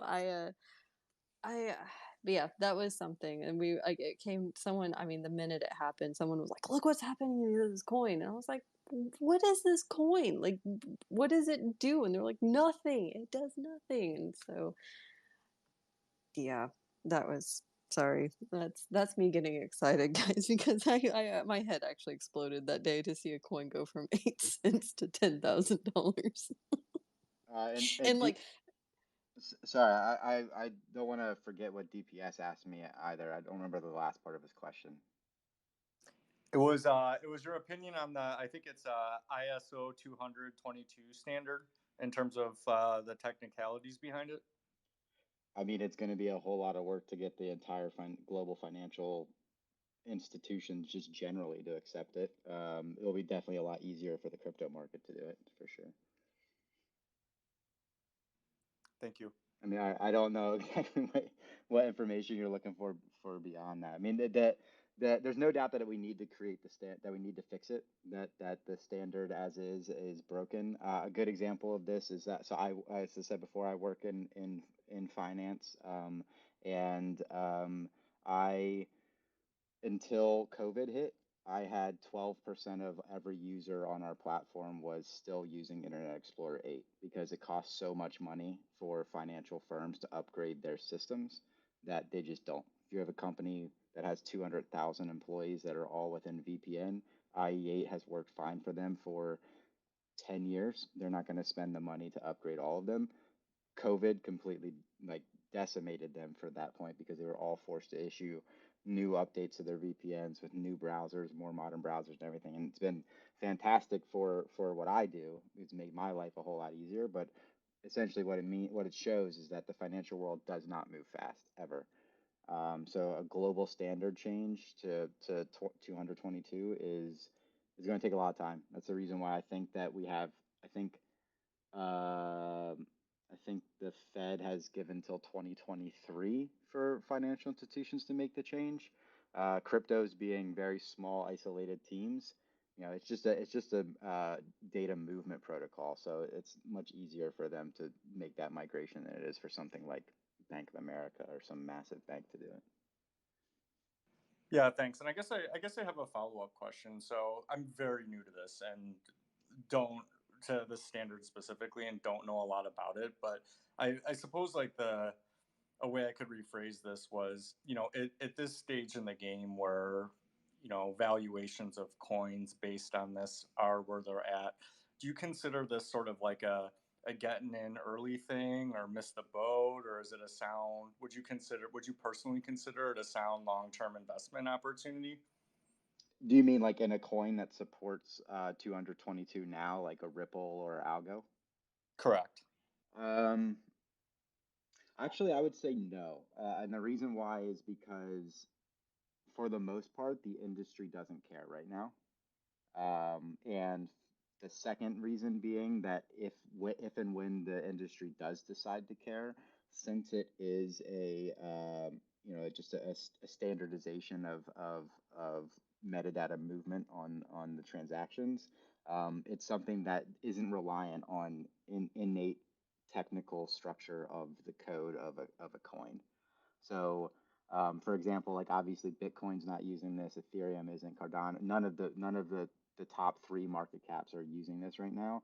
But their ability to roll out a fork or a update that allows it to happen would not be something that would be a critical like a critical issue point for the coin. If it was, they would have already done it.